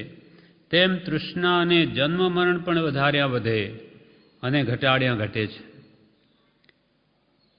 જેને તૃષ્ણા વધારે તેના જન્મ મરણ પણ વધારે, અને જેની તૃષ્ણા ઓછી ઘટી ગઈ તેના જન્મ મરણ ઘટ્યા.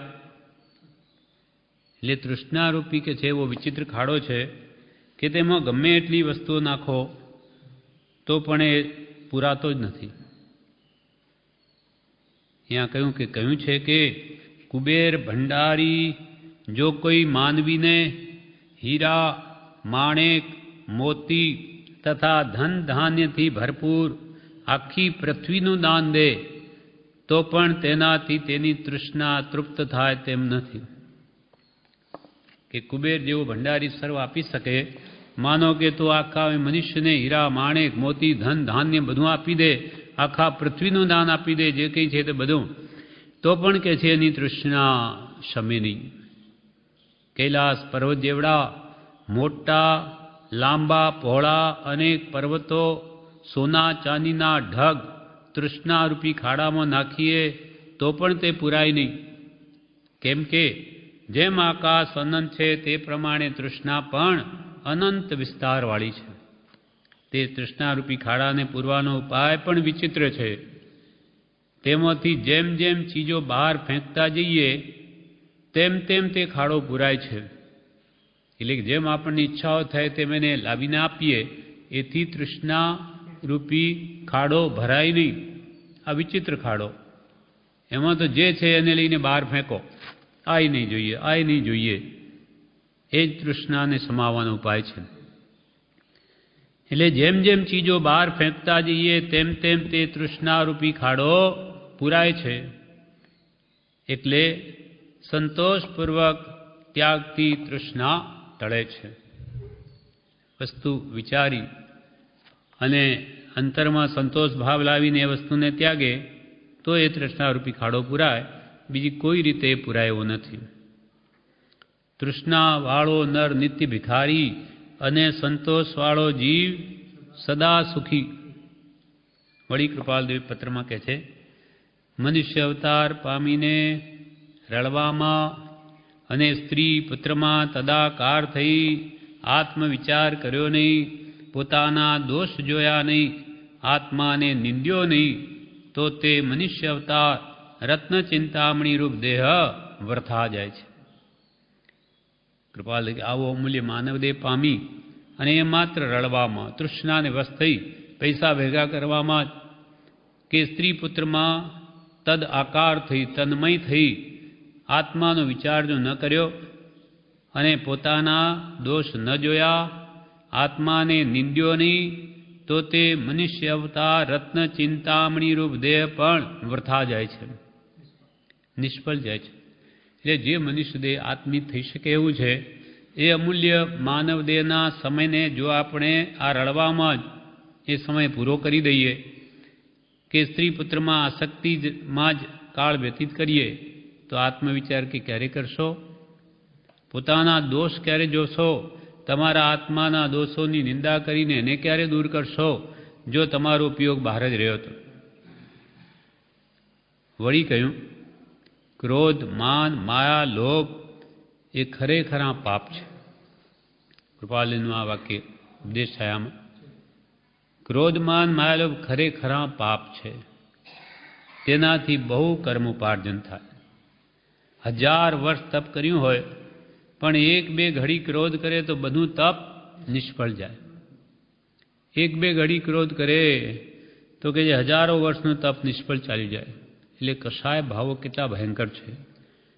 પછી ક્રોધ હો, માન હો, માયા હો કે લોભ હો, ઈચ્છા માત્ર લોભ છે. આપણે કોઈ પણ પદાર્થની ઈચ્છા કરીએ તે બધું લોભ કશાયમાં સમાય છે. એટલે જેમ ઈચ્છા ઘટે તેટલું સુખ છે. જરૂરિયાતો જેટલી વધારીએ એટલું દુઃખ વધે. મારે એ જોઈએ તે જોઈએ એમ કરીને સેંકડો જો જરૂરિયાતો હોય તો હંમેશા એ જીવ ઈચ્છાઓ કે તૃષ્ણાના કારણે દુઃખી જ રહે. પણ મારે આ નહીં જોઈએ, આ નહીં જોઈએ, એના વગર ચાલે, એના વગર ચાલે એમ કરતાં કરતાં જેને કંઈ નહીં જોઈએ એવા ત્યાગી મહાત્માઓ તે પરમ સુખી છે, જેને કંઈ જોઈતું નથી. મુનિ એકો પરમ સુખી, કેમ કે મુનિ મહાત્માને કંઈ જોઈતું નથી. અને એને જે રિદ્ધિ મેળવી તે કૃપાલે લખે ભરત ચક્રવર્તી જેવાય નહીં મેળવી.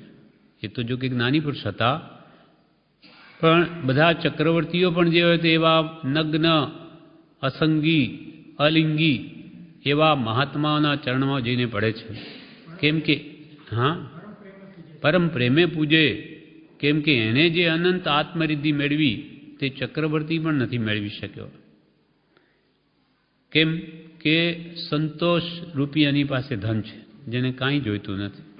પછી ગો ધન, ગજ ધન, રતન ધન, કંચન ખાન સુખાન, પણ જબ આવે સંતોષ ધન સબ ધન ધૂળ સમ.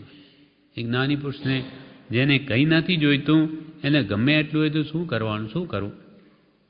સપ્ત વ્યસન ભોગીને જેટલું મળે એટલું ઓછું લાગે, પણ જેના જીવનમાં વ્યસન જ ન હોય એને શું કરવાનું? પૈસાને કરવું છે શું? માત્ર વ્યવહાર કે પેટ માટે જોઈએ એ મળી ગયું કે બસ. પછી આત્માર્થનું લક્ષ્ય હોય તો આ માનવ દેહ સફળ કરી શકે. એટલે ફરી કૃપાલે લખે છે કૃષ્ણ વિશે, છ ખંડના ભોગતા રાજમુખી ચાલી ગયા, અને હું આવા અલ્પ વ્યવહારમાં મોટાઈ અને અહંકાર કરી બેઠો છું એમ કેમ વિચારતો નથી? છ ખંડના ચક્રવર્તીઓ એને પણ બધું રાજ્ય છોડીને અંતે આ દેહ છોડીને જવું પડ્યું. એની મોટાઈ પણ રહી નહીં. એટલે ભરત ચક્રવર્તી ઋષભદેવકૂટ ઉપર, ઋષભકૂટ પર્વત ઉપર નામ લખવા જાય. કેમ કે દરેક છ ખંડ સાધ્યા પછી ત્યાં પોતાનું નામ લખે કે આવા ચક્રવર્તી થઈ ગયા. પણ ત્યાં જઈને જુએ તો આખા પર્વત ઉપર ક્યાંય જગ્યા જ નથી. ક્યાં નામ લખું? આવા આટલા બધા પૂર્વે ચક્રવર્તીઓ થઈ ગયા. એટલે એકનું નામ એણે ભૂસીને પોતાનું લખ્યું. પણ મનમાં વિચાર્યું કે ભવિષ્યમાં મારી જેમ બીજો મારું નામ પણ કોઈ ભૂસશે, મારું નામ નહીં રહે.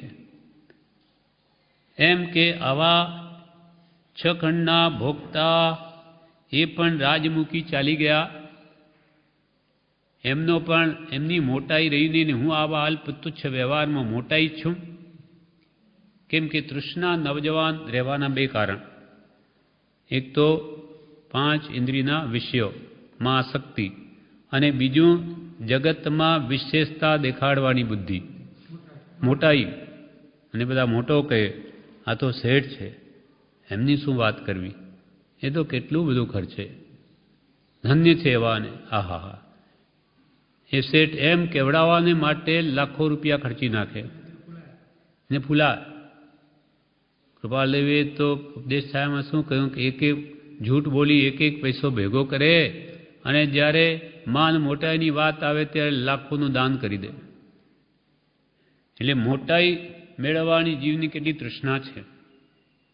નામ આવે તો લખો 5 લાખ, અહીંયા તો નામ નથી તો 5000 લખો, સીધા લાખના 1000 પર આવી ગયા. કેમ કે નામ નથી. એમ પણ ખરેખર ગુપ્ત દાનનો વિશેષ લાભ છે.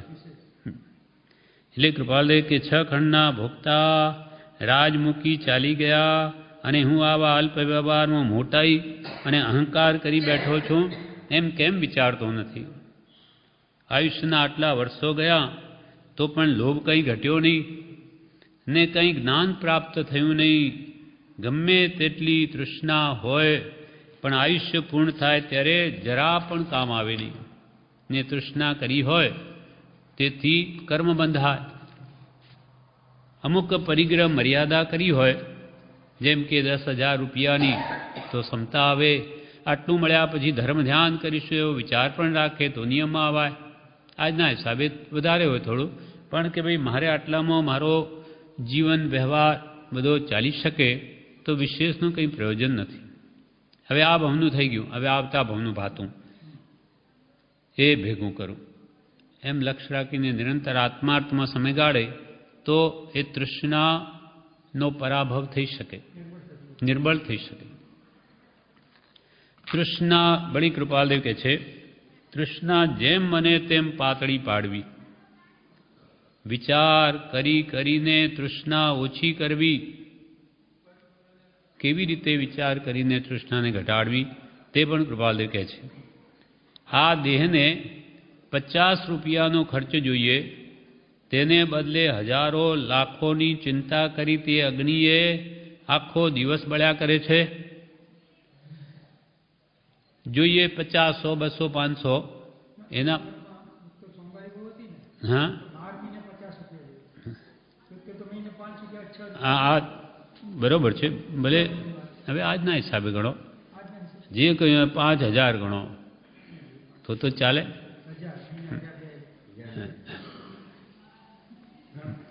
જેટલા વ્યક્તિ એને અનુકૂળ જેટલા જોઈતા એટલા, મર્યાદા પછી એવી હોવી જોઈએ.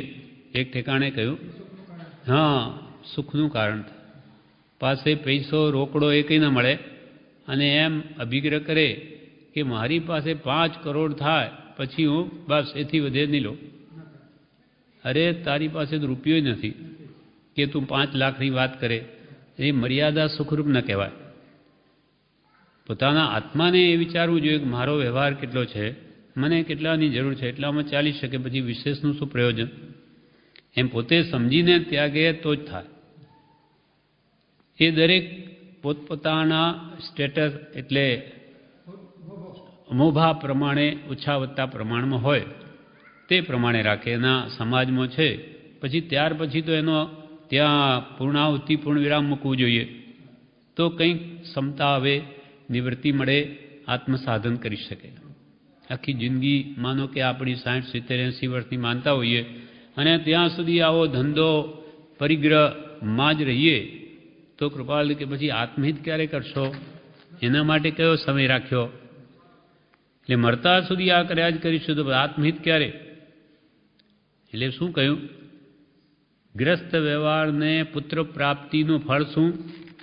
તો કે જ્યારે પુત્ર યોગ્ય થઈ ગયો, ઉંમર લાયક થઈ ગયો, વ્યવહાર સંભાળતો થઈ ગયો કે પછી એને સોંપીને નિવૃત્ત થઈ જવું. બસ પછી પોતાના આત્માનું હિત કરવું, ધર્મ ધ્યાનમાં કાળ ગાળવો, એ એના પુત્રનું ફળ છે. નહીં તો એના પાછળ જ એને સુખી કરવા એમ કરતાં પોતાનું જીવન અર્પણ કરી દે તો પરબ્રહ્મમાં એ પુત્ર આપણી સંભાળ લેવા ના આવે. પછી ત્યાં બળદ થયા હોઈએ કે ગમે ત્યાં જેને પડ્યા હોઈએ, પછી આપણો દીકરો આપણને ત્યાં બચાવવા ના આવે, ઓળખી જ ન શકે. એટલે આપણું ફરજ પૂરો કરીને ચાલતા થવું. આવા અનંતા કુટુંબો પૂર્વે આપણે ઊભા કર્યા છે અને બધું અધૂરું મૂકીને આવ્યા છે. હવે આપણું કોણ કરશે? સ્વહિતનો લક્ષ્ય રાખી અને સાથે ફરજ હોય તે પણ અદા કરવી. અને એ અદા કરતાં પણ સવાર સાંજ તો આરાધનાને ભૂલવું જ નહીં તો કાલે મરી ગયા તો શું? આ ફરજ કરતાં આપણું બધું ઊંધું વળી જાય. એટલે દિન પ્રતિદિન આરાધના કરતાં જ્યારે યોગ્ય સમય આવે ત્યારે બધું મૂકી દેવું. એટલો નિર્ણય પોતાને જ કરવો પડે. એમ આ દેહને 50 રૂપિયાનો ખર્ચ જોઈએ, તેને બદલે હજારો લાખોની ચિંતા કરી તે અગ્નિએ આખો દિવસ બળ્યા કરે છે. બાહ્ય ઉપયોગ તૃષ્ણાની વૃદ્ધિ થવાનું નિમિત્ત છે. આપણી દ્રષ્ટિએ હંમેશા બીજા ઉપર જ રહ્યા કરે કે આની પાસે તો કેટલા લાખ, એની પાસે આટલા કરોડ, એમ તેમ, મારી પાસે શું? એમ જ રહેશે તો કોઈ કાળે એનો પાર ના આવે. બાહ્ય ઉપયોગ તૃષ્ણાની વૃદ્ધિ થવાનું નિમિત્ત છે. જીવ મોટાઈને લીધે તૃષ્ણા વધારે છે. તે મોટાઈ રાખીને મુક્તપણું થતું નથી. જીવ મોટાઈ મેળવવા માટે તૃષ્ણાને વધારે, પણ કૃપાલ કે મોટાઈ રાખીને કોઈ મોક્ષે ગયા નથી. મોટાઈ રાખીને મુક્તપણું થતું નથી. જેમ મને તેમ મોટાઈ તૃષ્ણા પાતળા પાડવા, તૃષ્ણા ઘટાડવી. નિર્ધન કોણ? ધન માંગે ઈચ્છે તે નિર્ધન. નિર્ધનની વ્યાખ્યા શું કરી? તે નિર્ધન. જે ધન માગે ઈચ્છે તે નિર્ધન, અને જે ન માગે તે ધનવાન છે. કૃપાલ કે જે ન માગે તે ધનવાન. જેને વિશેષ લક્ષ્મીની તૃષ્ણા, તેની દુઃખધા એટલે બળતરા છે, તેને જરા પણ સુખ નથી. લોક જાણે છે કે શ્રીમંત સુખી છે, પણ વસ્તુત તેને રોમે રોમે બળતરા છે. માટે તૃષ્ણા ઘટાડવી. કૃપાલદેવ ઠેઠ ચક્રવર્તીના હૃદયમાં પ્રવેશ કરી જોયો તો કે તે પણ બિચારો દુઃખી હતો. હવે ચક્રવર્તી દુખિયા, ત્યાં સુખ શું રંકાદીને. ચક્રવર્તી જેવા જે નરમો ઇન્દ્ર સમાન કહેવાય, જ્યારે આવા સર્વ રિદ્ધિના સંપત્તિના ધણી પણ જ્યારે દુઃખી હોય તો આપણા જેવા દુઃખી એમાં શું નવાય? અર્થાત સંસારમાં સુખ છે જ નહીં. બધા જ ઉપાધિને લઈને દુઃખી છે. એટલે કૃપાલ ચક્રવર્તી અધિકાર ભોગવે, સત્તા, પણ તેટલી ઉપાધિ પણ ભોગવે છે કે એમને આમ અધિકાર નથી મળતો, એને ઉપાધિ કેટલી વેઠવી પડે. તે મોટા શેઠ કહેવાય, એને બીજા ઘણા કામો હોય, એને લફરા ઘણા હોય, એટલે એ હંમેશા દુઃખી જ હોય. એટલે મોટા થવામાં કંઈ માલ નથી. એટલે જેને વિશેષ લક્ષ્મીની તૃષ્ણા, વિશેષ મેળવવાની ઈચ્છા, દુઃખધા એટલે કે બળતરા છે, તેને જરા પણ સુખ નથી. લોક જાણે છે કે શ્રીમંત સુખી છે, એની શું વાત કરીએ, એને તો જુઓ કેવો ધંધો ધોકાટ ચાલે, ધમધા, અને આ ગાડીઓ ને આ એના બંગલા ને એનું શું કહેવું. તેમ લોક જાણે છે કે શ્રીમંત સુખી છે, પણ વસ્તુત તેને રોમે રોમે બળતરા છે. માટે તૃષ્ણા ઘટાડવી, તૃષ્ણા ઓછી કરવી, કારણ કે તે એકાંત દુઃખદાયી છે. એકાંત માત્ર દુઃખદાયી. જેમ ઉદય હશે તેમ બનશે, માટે તૃષ્ણા અવશ્ય ઓછી કરવી. જેમ આપણા કર્મના ઉદયમાં લખ્યું હશે તેમ થશે, માટે તૃષ્ણા અવશ્ય ઓછી કરવી. અંતર્વૃત્તિને આવરણ છે, માટે બાહ્ય પ્રસંગો જેમ બને તેમ ઓછા કરતા રહેવું. પણ બધા કરતાં જગતમાં મોટો થાઉં એવી મોટાઈ મેળવવાની તૃષ્ણામાં, કૃપાલે લખે છે ઉપદેશાયામાં, બધાથી હું મોટો થાઉં એવી મોટાઈ મેળવવાની તૃષ્ણામાં 5 ઇન્દ્રિયોને વિશે લય લીન મદ્ય પીધો હોય તેની પેઠે ઝાંઝવાના પાણીની માફક સંસારમાં જીવ ભમે છે, અને કુલ ગામ ગતિઓને વિશે મોહના નચાવવાથી નાચ્યા કરે છે. મોટો થાઉં એની તૃષ્ણામાં અને 5 વિષયોમાં લયલીન બનેલો, જાણે દારૂ પીધો હોય, મદ્ય પીધો હોય, તેની પેઠે ઝાંઝવાના પાણીની માફક જે મૃગ તૃષ્ણા, ત્યાં પાણી હોય નહીં અને મૃગને પાણી દેખાય, બિચારું જેમ જેમ આગળની અંતે મરી જાય, તેમાં ઝાંઝવાના પાણીની જેમ એ સંસારમાં જીવ ભમે છે. એ સુખ મેળવવા માટે આરંભ પરિગ્રહ કરે, પણ સુખ એને મળતું જ નથી, છે જ નહીં તો ક્યાંથી મળે. એટલે માત્ર ઉપાધિ ભોગવી મરીને દુર્ગતિમાં ચાલ્યો જાય, અને પછી કુલ ગામ ગતિઓને વિશે મોહના નચાવવાથી નાચ્યા કરે છે. એટલે કૃપાલદેવ અહીંયા કહ્યું કે સદા યૌવનવંત કોણ? તો કે તૃષ્ણા, લોભ દશા. એના વિશે વળી સુખ વિશે વિચાર નામના પાઠમાં કૃપાલદેવે કહ્યું કે ધનાઢ્ય બ્રાહ્મણને એમ કે છે, 6ઠ્ઠો પાઠ છેલ્લો, કે આપને મારી વાત રૂચી, એથી હું નિર્ભિમાનપૂર્વક આનંદ પામું છું.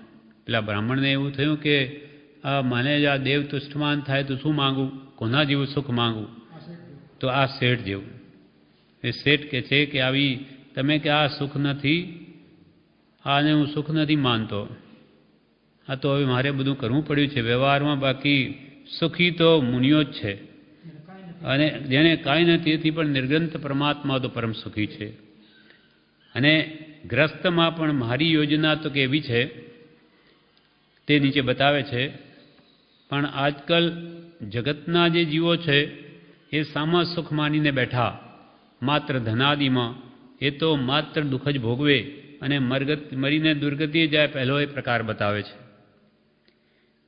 આપને માટે આપને મારી વાત રૂચિ, તેથી હું નિર્ભિમાનપૂર્વક આનંદ પામું છું. આપને માટે હું યોગ્ય વ્યવસ્થા કરીશ. મારા સામાન્ય વિચારો કથનાનુસાર અહીં હું કહેવાની આજ્ઞા લઉં છું. મારા જે વિચારો અંતરના છે તમને કહું છું. પહેલું, જેઓ કેવળ લક્ષ્મીને ઉપાર્જન કરવામાં કપટ, લોભ અને માયામાં મૂંઝાયા પડ્યા છે તે બહુ દુઃખી છે. તેનો તે પૂરો ઉપયોગ કે અધૂરો ઉપયોગ કરી શકતા નથી. માત્ર ઉપાધિ જ ભોગવે છે. તે અસંખ્યાત પાપ કરે છે. તેને કાળ અચાનક લઈને ઉપાડી જાય છે. અધોગતિ પામી તે જીવન સંસાર વધારે છે. મળેલો મનુષ્ય દેહ એ નિર્મૂળ કરી નાખે છે, જેથી તે નિરંતર દુઃખી જ છે. જેની તૃષ્ણા વિશેષ એનું સ્વરૂપ બતાવ્યું કે જેઓ કેવળ માત્ર લક્ષ્મીને ઉપાર્જન કરવામાં જ કે જે ધન ઉપાર્જન કરવું એ જ માત્ર જેનું ધ્યેય છે. યેન કેન પ્રકારને પૈસો મેળવવો, ન ગણું પુણ્ય કે પાપ કે લક્ષ્મી જોડીએ રે. લો જો હવે લક્ષ્મી પાસ કે પાપ વિછોડીએ રે. ધવલ શેઠ કહે, શ્રીપાલ રાજાના સમયમાં થયેલા એ શું કે ન ગણું પુણ્ય કે પાપ લક્ષ્મી જોડીએ. પાપ પુણ્ય કંઈ ગણવા નહીં, પૈસો ભેગો કરો કે પૈસો હશે ને તો એ આપણે દાન આપવાથી પાપને છોડી શકાશે. ન ગણું પુણ્ય કે પાપ કે લક્ષ્મી જોડીએ રે. અને જો હવે લક્ષ્મી પાસ તો પાપ વિછોડીએ દાન પુણ્યથી. પણ એવી રીતે જ્ઞાનીઓ કહેતા નથી કે તમે ગમે તેને પાપ કરીને પેદા કરો. એ તો અખંડ નીતિનું મૂળ પહેલાં આત્મામાં સ્થાપવું જોઈએ. એ નીતિનો એક પૈસો પણ ન જોઈએ. જ્ઞાની તો એમ કહે છે. પણ અજ્ઞાની જીવો, આવી જેની બુદ્ધિ છે તે તો કેવળ લક્ષ્મીને ઉપાર્જન કરવામાં પછી કપટ, લોભ અને માયા કપટ કરીને પણ અનીતિ નીતિનો કંઈ પણ વિચાર કર્યા વગર એ ભેગું કરવામાં જ પડ્યા છે. તે બહુ દુઃખી છે. તેનો તે પૂરો કે અધૂરો ઉપયોગ પણ કરી શકતા નથી. કે તે ધનાદિ મેળવવાની ભેગું કરવાની તૃષ્ણા વિશેષ છે. એટલે કંઈ પણ વાપરવું તો ઓછું થઈ જાય, મારે તો વધારવું છે એટલે કે છે એ એનો પૂરો ઉપયોગ કે અધૂરો ઉપયોગ પણ કરી શકતા નથી. માત્ર ઉપાધિ જ ભોગવે છે. કેમ કે વાપરતા ઓછું થઈ જાય એટલે માત્ર ઉપાધિ જ ભોગવે. તે અસંખ્યાત પાપ કરે છે. 18 પાપ સ્થાનક સેવે. સેવીને લક્ષ્મી દ્રવ્ય ઉપાર્જન પેદા કરે. તે અસંખ્યાત પાપ કરે છે. તેને કાળ મરણ અચાનક લઈને ઉપાડી જાય છે. કરેલા પાપોના ફળમાં તે અધોગતિ પામી તે જીવ અનંત સંસાર વધારે છે. આ કર્યું 18 પાપ સેવીને જે ભેગું કર્યું તે તો અહીંયા જ રહી ગયું. અને એના માટે જે જીવોને દુઃખ આપ્યા, જે હિંસા કરી, તેના ફળમાં હવે અનંત સંસારના દુઃખ ભોગવા, અનંત જન્મ મરણ વધારી દીધા.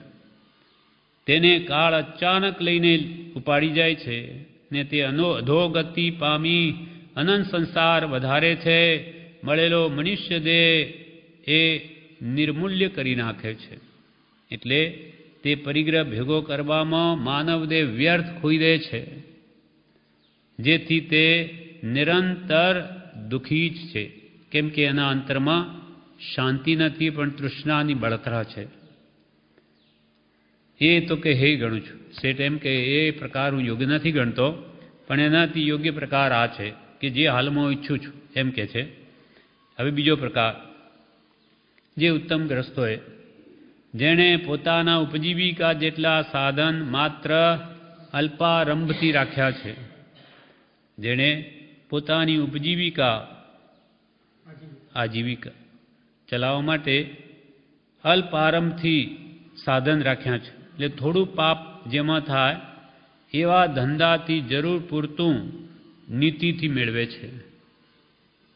શુદ્ધ એક પત્ની વ્રત, સંતોષ, પરાત્માની રક્ષા એટલે બીજા જીવોની પણ રક્ષા કરે અને સંતોષ ભાવ રાખીને જે મળે એમાં સંતોષ માને અને યમ નિયમ પરોપકાર પણ સેવે, એટલે વ્રત નિયમ પાળે, પરોપકાર પણ કરે અને જ્યાં ત્યાંથી રાગ દ્વેષ ઓછા કરે બની શકે એમ. અલ્પ રાગ, અલ્પ દ્રવ્ય માયા, ધન કમાવા છતાં પણ તેમાં અલ્પ મમતા રાખે. આ મારે કરવું પડે છે, બાકી એમાં મારું શું છે, મારે તો આ મૂકીને જવાનું. એમ અલ્પ રાગ, અલ્પ દ્રવ્ય માયા અને સત્ય બોલીને ભેગું કરે. સત્ય તેમજ શાસ્ત્રાધ્યન રાખ્યું છે, શાસ્ત્રાધ્યન પણ કરે. ધંધો કરતાં પણ સવાર સાંજ ભક્તિ સ્વાધ્યાય કરે. જે સત્પુરુષોને સેવે છે, એટલે કે જે સત્પુરુષોએ કહેલું આરાધે છે, જેણે નિર્ગ્રંથતાનો મનોરથ રાખ્યો છે. શાવક છે છતાં પણ અંતર કેવું છે? નિર્ગ્રંથતાનો મનોરથ. મુનિ, હું મુનિ ક્યારે થઈશ, હું સર્વસંગ પરિત્યાગી ક્યારે બનીશ, એવી અંતરમાં જેની ભાવના હોય તે જ ખરો શ્રાવક છે. જેણે નિર્ગ્રંથતાનો મનોરથ રાખ્યો છે, બહુ પ્રકારે કરીને સંસારથી જે ત્યાગી જેવો છે, એટલે જેની સંસારમાં પ્રવૃત્તિ પણ ત્યાગી જેવી છે. બહુ પ્રકારે કરીને સંસારથી જે ત્યાગી જેવો છે, જેના વૈરાગ્ય અને વિવેક ઉત્કૃષ્ટ છે, તે પવિત્રતામાં સુખપૂર્વક કાળ નિર્ગમન કરે છે. આવા શ્રાવકો પણ જેના વૈરાગ્ય અને વિવેક ઉત્કૃષ્ટ છે, તો એવા જીવો પણ કર્મથી મુક્ત થવાય તે રૂપ પવિત્રતામાં સુખપૂર્વક, એટલે કે મનની શાંતિપૂર્વક કાળ નિર્ગમન કરે છે. અંતરાત્મા શાંત છે, બધું કરવું પડે છે માટે કરે. ભાવના તો એવી છે ક્યારે આ બધા છૂટીશ. અને મુનિઓ તો પરમ સુખી છે અને કેવળ નાનીઓ તો એ સંપૂર્ણ વિરક્ત છે. આ પ્રમાણે વર્તમાનમાં એ એમ કહે છે કે મારે તો આ પ્રમાણે જે હમણાં રહેવું પડે છે ત્યાં ન્યાય નીતિ આ રીતે પ્રવર્તું. એમ અહીંયા કહે છે કે સદા યૌવનવંત કોણ? તૃષ્ણા લોભ દશા. એ તૃષ્ણા લોભ દશાને જે છોડે તે જ સદા સુખી. શૂરવીર કોણ? તો કે જે સ્ત્રીના કટાક્ષથી વિંધાય નહીં તે. જે સ્ત્રીના કટાક્ષથી વિંધાય નહીં તે શૂરવીર. એના નેત્ર બાણોથી જે વિંધાય નહીં તે જ ખરો શૂરવીર. જેવા જંબુકુમાર હતા, પોતાની 8 પત્નીઓથી પણ મોહ પામ્યા નહીં, કે સૂર્યભદ્ર જેવા કોષાવેશ્યાને ઘરે રહ્યા તો ભી એના નેત્ર બાણથી હાર્યા નહીં, મોહ પામ્યા નહીં, વિંધાયા નહીં. કે સુદર્શન શેઠ જેવા કે રાજાની રાણી જેના પર પ્રસન્ન થઈ તો પણ એના કટાક્ષથી વિંધાયા નહીં, તે જ ખરેખરા શૂરવીર છે. એટલે નીતિમાં કહ્યું છે, આ ઉપદેશ પ્રસાદ ભાષાંતરમાં કહ્યું કે સતેષુ જાયતે સુરઃ સહસ્રસે ચ પંડિતઃ વક્તા સત સહસ્રેષુ દાતા ભવતી વા ન. કે 100 માણસોમાં કોઈ એક જ શૂરો હોય. શૂરવીર કે છે 100 માણસોમાં કોઈ એક જ હોય. સતેષુ જાયતે સુર અને સહસ્રેષુ ચ પંડિત, કે તો કોઈ 1000 માણસોમાં કોઈ એક જ પંડિત નીવડે. અને વક્તા સત સહસ્રેષુ અને 1,00,000 માણસોમાં કોઈ એક જ વક્તા હોય. ખરો એ પણ પછી કહેશે કોણ વક્તા અને કોણ પંડિત, એની વ્યાખ્યા જુદી છે નાની દ્રષ્ટિમાં. આપણે માનીએ છીએ તે નથી. એટલે 1,00,000 માણસોમાં કોઈ એક જ વક્તા હોય અને સર્વ મનુષ્યોમાં દાતા તો કોઈ હોય અથવા ન પણ હોય. હવે કે છે કે આ શૂરવીર કોણ, પંડિત કોણ, વક્તા કોણ અને દાતા કોણ, તે બીજી ગાથામાં કહે છે. ન રણે નિર્જિતે શૂરો વિદ્યા ન ચ પંડિત ન વક્તા વાક પટુત્વેન ન દાતા ધનદાયક. યુદ્ધમાં જીત મેળવવાથી કંઈ શૂરો કહેવાય નહીં. આ તો કે શૂરવીર છે, યુદ્ધ જીતી ગયો, તો કે ના, એને અમે શૂરવીર નથી કહેતા. ન રણે નિર્જીતે શુરઃ ન રણે નિર્જીતે શુરો, એટલે યુદ્ધમાં જીત મેળવવાથી કાંઈ શૂરવીર કહેવાય નહીં. વિદ્યા ન ચ પંડિત, વિદ્યા ઉપાર્જન કરવા માત્રથી કંઈ પંડિત કહેવાય નહીં. ન વક્તા વાક્પટુત્વેન, એટલે વાણીની ચતુરાઈથી કાંઈ વક્તા કહેવાય નહીં. ન દાતા ધનદાયક, અને ધન આપે તેટલાથી કાંઈ તે દાતા કહેવાય નહીં. હવે એની વાસ્તવિક વ્યાખ્યા કરે છે. ઇન્દ્રિયાણામ જય શૂરો ધર્મમ ચરિત પંડિત સત્યવાદી ભવેદ વક્તા દાતા ભીતા ભયપ્રદ. ઇન્દ્રિયાણામ ચ જય શૂરો, કે જે ઇન્દ્રિયોનો જય કરે તે જ શૂરો કહેવાય. ઇન્દ્રિયોને જીતે તે સુરવીર. રણમાં યોદ્ધાઓને જીતે તે સુરવીર નહીં. એવા તો કૃપાલ કે 10 લાખ સુબટને જીતનારા કંઈક પડ્યા છે, પણ આ મનરૂપી જે હાથી કે આ એક ક્ષણમાં 1 લાખ કોષ જનાર, એવા મનને જીતનાર કોઈ વિરલા જ છે. એટલે કે ઇન્દ્રિયોનો જય કરનાર. 5 ઇન્દ્રિયોની લગામ તો મનરૂપી સારથીના હાથમાં છે. એટલે જે ઇન્દ્રિયોનો જય કરે તે જ સુરવીર. ઇન્દ્રિયાણામ જય શુરો ધર્મમ ચરિત પંડિત, અને જે ધર્મનું આચરણ કરે તે જ પંડિત. ધર્મનું આચરણ કરે તે જ ખરો પંડિત. કાંઈ વિદ્યા ઉપાર્જન માત્રથી પંડિત નહીં, પણ એ પ્રમાણે એના જીવનમાં પરિણમ્યું તો ખરો પંડિત. અને જે સત્ય બોલે તે જ વક્તા કહેવાય. ખાલી વાણીની ચતુરાઈથી વક્તા કહેવો નથી, પણ જે સત્ય બોલે તે જ ખરો વક્તા કહેવાય. અને ભય પામેલાને જે અભયદાન આપે તે જ ખરો દાતાર કહેવાય. ધન આપવાથી દાતાર નહીં, પણ જીવોની જે રક્ષા કરે, બચાવે, એના પ્રાણોથી એમને અભયદાન આપે તે જ ખરો દાતા છે. એટલે શુરાથી પણ કોણ અતિ શુરવીર, મનોજ બાણોની જાણે ન પીડ, પ્રાજ્ઞને ધીર સમ કોણ જોય, સ્ત્રીના કટાક્ષે મોહ ન હોય. શુરાથી પણ કોણ અતિ શુરવીર, તો કે મનોજ બાણોની જાણે ન પીડ, કામદેવના બાણોની પીડને જાણે જ નહીં. જેનું અંતઃકરણ પવિત્ર હોય, ઇન્દ્રિયોનો જય કરેલો હોય તે જ ખરો શુરવીર.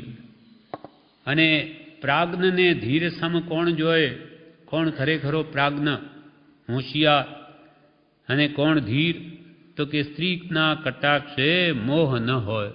સ્ત્રીના કટાક્ષથી જે મોહ ન પામે તે જ ખરો શુરવીર, તે જ ખરો પંડિત, તે જ ખરો પ્રાજ્ઞ, કે તે જ ખરો ધીર છે. એટલે શુરવીર કોણ, તો કે જે સ્ત્રીના કટાક્ષથી વિંધાય નહીં તે. કેમ કે અનાદિકાલથી આ જીવને આ વેદના ઉદય, સ્ત્રીને પુરુષ પ્રત્યે કે પુરુષને સ્ત્રી પ્રત્યે એ જે રાગ મોહ રહેલો છે એને લઈને જ આખો સંસાર વધારે છે.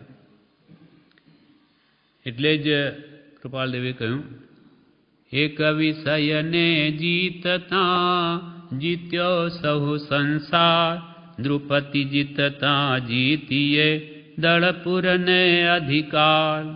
એક વિષયને જીતતા જીત્યો સૌ સંસાર.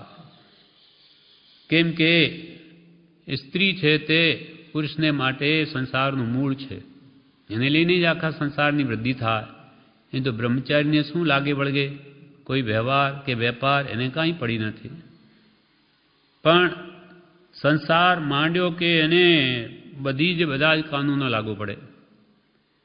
એમ એક વિષયને જીતતા જીત્યો સૌ સંસાર, બધું જીતાઈ ગયું. જેમ નૃપ તે એટલે રાજાને જીતીએ તો એના દલ, સેના દલ, પૂર એટલે નગર, દલ પૂરને અધિકાર, બધી એની સત્તા વગેરે બધું જીતાઈ જાય. એટલે એક બ્રહ્મચર્યમાં જીવ વાસ કરે તો બધા દુઃખનો નાશ થઈ જાય.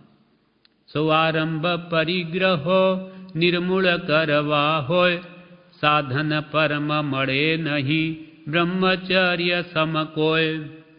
બ્રહ્મચાર્યજી લખ્યું, સૌ આરંભને પરિગ્રહોને જળ મૂળથી ઉખેડી ફેંકવા હોય તો બ્રહ્મચર્યની સમાન કોઈ પ્રબળ સાધન નહીં મળે. સૌ આરંભ પરિગ્રહો નિર્મૂળ, જળમૂળથી નિર્મૂળ કરવા હોય તો સાધન પરમ એટલે ઉત્કૃષ્ટ મળે નહીં, બ્રહ્મચર્ય સમ કોઈ, એના જેવું કોઈ સાધન નથી. પરમ સુખનું મૂળ બ્રહ્મમાં ચર્યા. એના માટે પહેલાં બાહ્ય બ્રહ્મચર્ય આવે તો પછી અંતરમાં ચર્યા થાય. જે એટલે શુરવીર કોણ? જે સ્ત્રીના કટાક્ષથી વિંધાય નહીં તે. આ પ્રમાણે આપણે આજે 7 વાક્યો વાંચ્યા. વિશેષ આપણે આવતીકાલે લઈશું. વચનામૃત ક્રમાંક 9 પ્રશ્નોત્તર વાક્ય 8મું. 8મું વાક્ય, મહત્તાનું મૂળ શું? કૃપાલદેવે પ્રશ્ન કર્યો, મહત્તાનું મૂળ શું? એટલે ઉત્તરમાં કૃપાલદેવે લખ્યું, કોઈની પાસે પ્રાર્થના એટલે યાચના ન કરવી તે. કોઈની પાસે કંઈ પણ માગવું નહીં, તે મહત્તાનું મૂળ છે. મોટા પુરુષો ભલે મૃત્યુ થાય તો ભલે, પણ કોઈની પાસે કંઈ ન માગે. એટલે બ્રહ્મચારીજીએ લખ્યું છે કે મર જાઉં માગું નહીં, अपने तन के काज परमार्थ के कारणे मागूं न समझू लाज. પોતાને માટે મરી જવું પણ માગું નહીં. કૃપાળુદેવ જેવાને તો બાલ્યાવસ્થામાં જ એવી બુદ્ધિ હતી. ઉંમર 11-12 વર્ષની મોસાળ ગયા હતા દારસીભાઈ સાથે. ત્યાં પાછા આવતી વખતે પોતાની પાસે પૂરા પૈસા પણ નથી ભાડાના, તો મામાને પાસે માગી શકતા હતા નહીં. પછી ધારસીભાઈ સાથે આવે એટલી ઓળખાણ થઈ તો પણ એમની પાસે પણ નહીં, મળવા પણ ગયા અંતે. અને તે વખતે માલસીભાઈ અને હમરાજભાઈ જે કૃપાળદેવને કાશી ભણવા માટે લઈ જવા માટે સાંડણી પર બેસીને ત્યાં આવેલા, એ આવવાના હતા. એ જ્ઞાન બળે જાણીને ધારસીભાઈને કહ્યું કે એમનો ઉતારો તમારે ત્યાં રાખીશું. એમની સગવડ કરાવી, બધું કર્યું, પણ પોતાને માટે ભાડાના પૈસા પણ માગ્યા નહીં. અને મામાએ જે ડબ્બો આપેલો મીઠાઈનો ભાથું તે વેચી લીધું. એ વેચીને ભાડાના પૈસા કરી લીધા, પણ કિંચિત પણ માગ્યું નહીં. મર જાઉં માગું નહીં, અપને તન કે કાજ શરીર માટે. અને એ જ કૃપાલદેવ જ્યારે પરમશુદ્ધ પ્રભાવક મંડળની ટીપ થતી હતી ત્યારે બીજાને કહીને પણ લખાવ્યું છે કે આમાં તમે ભરો, એમાં તમારું હિત છે. તો પરમાર્થ કે કારણે માંગું ન સમજુ લાજ. એકવાર તો એક ભાઈને કંઈક લખવાનું કહ્યું ત્યારે બીજા ભાઈએ શું શીખવ્યું કે તમે એમ કહેજો કે મારી પાસે તો કંઈ ખાસ સાધન નથી, એમ કહેજો. એટલે કૃપાલદેવે જ્યારે કહ્યું ત્યારે પાછું પૂછ્યું કે આમાં શું ભરવું છે તમારે પરમશુદ્ધ પ્રભાવ જ્ઞાનની ટીપમાં? તો કે સાહેબ મારી પાસે તો આ સાધન નથી. ત્યારે કે આ તમને પેલા ભાઈએ શીખવાડ્યું છે. પેલા ભાઈને બોલાવ્યા અને કહે તમને ખબર નથી, આ ભાઈને આમ કરવાથી કેટલું મોટું આવરણ, હા જ્ઞાનાવરણીનું ખસે એમ છે, એટલે અમે કહ્યું છે, તમે જાણતા નથી. એટલે કે તમે શું કામ અંતરાયરૂપ થાવ છો? ત્યારે પછી કે મોટું આવરણ ખસવાનું છે તો તરત જ એમને પૈસા ભરી દીધા. જ્ઞાન ખાતામાં પરમાર્થને માટે બીજાનું ભલું થતું હોય તો કૃપાલદેવે એ વાત કરી, પણ પોતાના માટે તો ભાડાના પૈસા બી નહીં માંગે. એમ આ મહત્તા, આવી સ્વાભાવિક મહત્તા એ પૂર્વજન્મથી લઈ આવેલા છે. એટલે મહત્તાનું મૂળ શું? તો કે કોઈની પાસે પ્રાર્થના યાચના, પ્રાર્થના એટલે યાચના માંગવું, ન કરવું તે ન કરવી, યાચના ન કરે, માગે નહીં. આ મહત્તાનું મૂળ છે. મોટા પુરુષો જે ખાનદાની પણ જે આપણે કહીએ છીએ એ સહજ રીતે એના અંદર ઝલકે, એ કંઈ ઉપરથી ન આવે. એવા સંસ્કારથી જ એવા જીવો હોય, એ કુલ સંસ્કાર કે પૂર્વજન્મથી આવું લઈને આવ્યા હોય.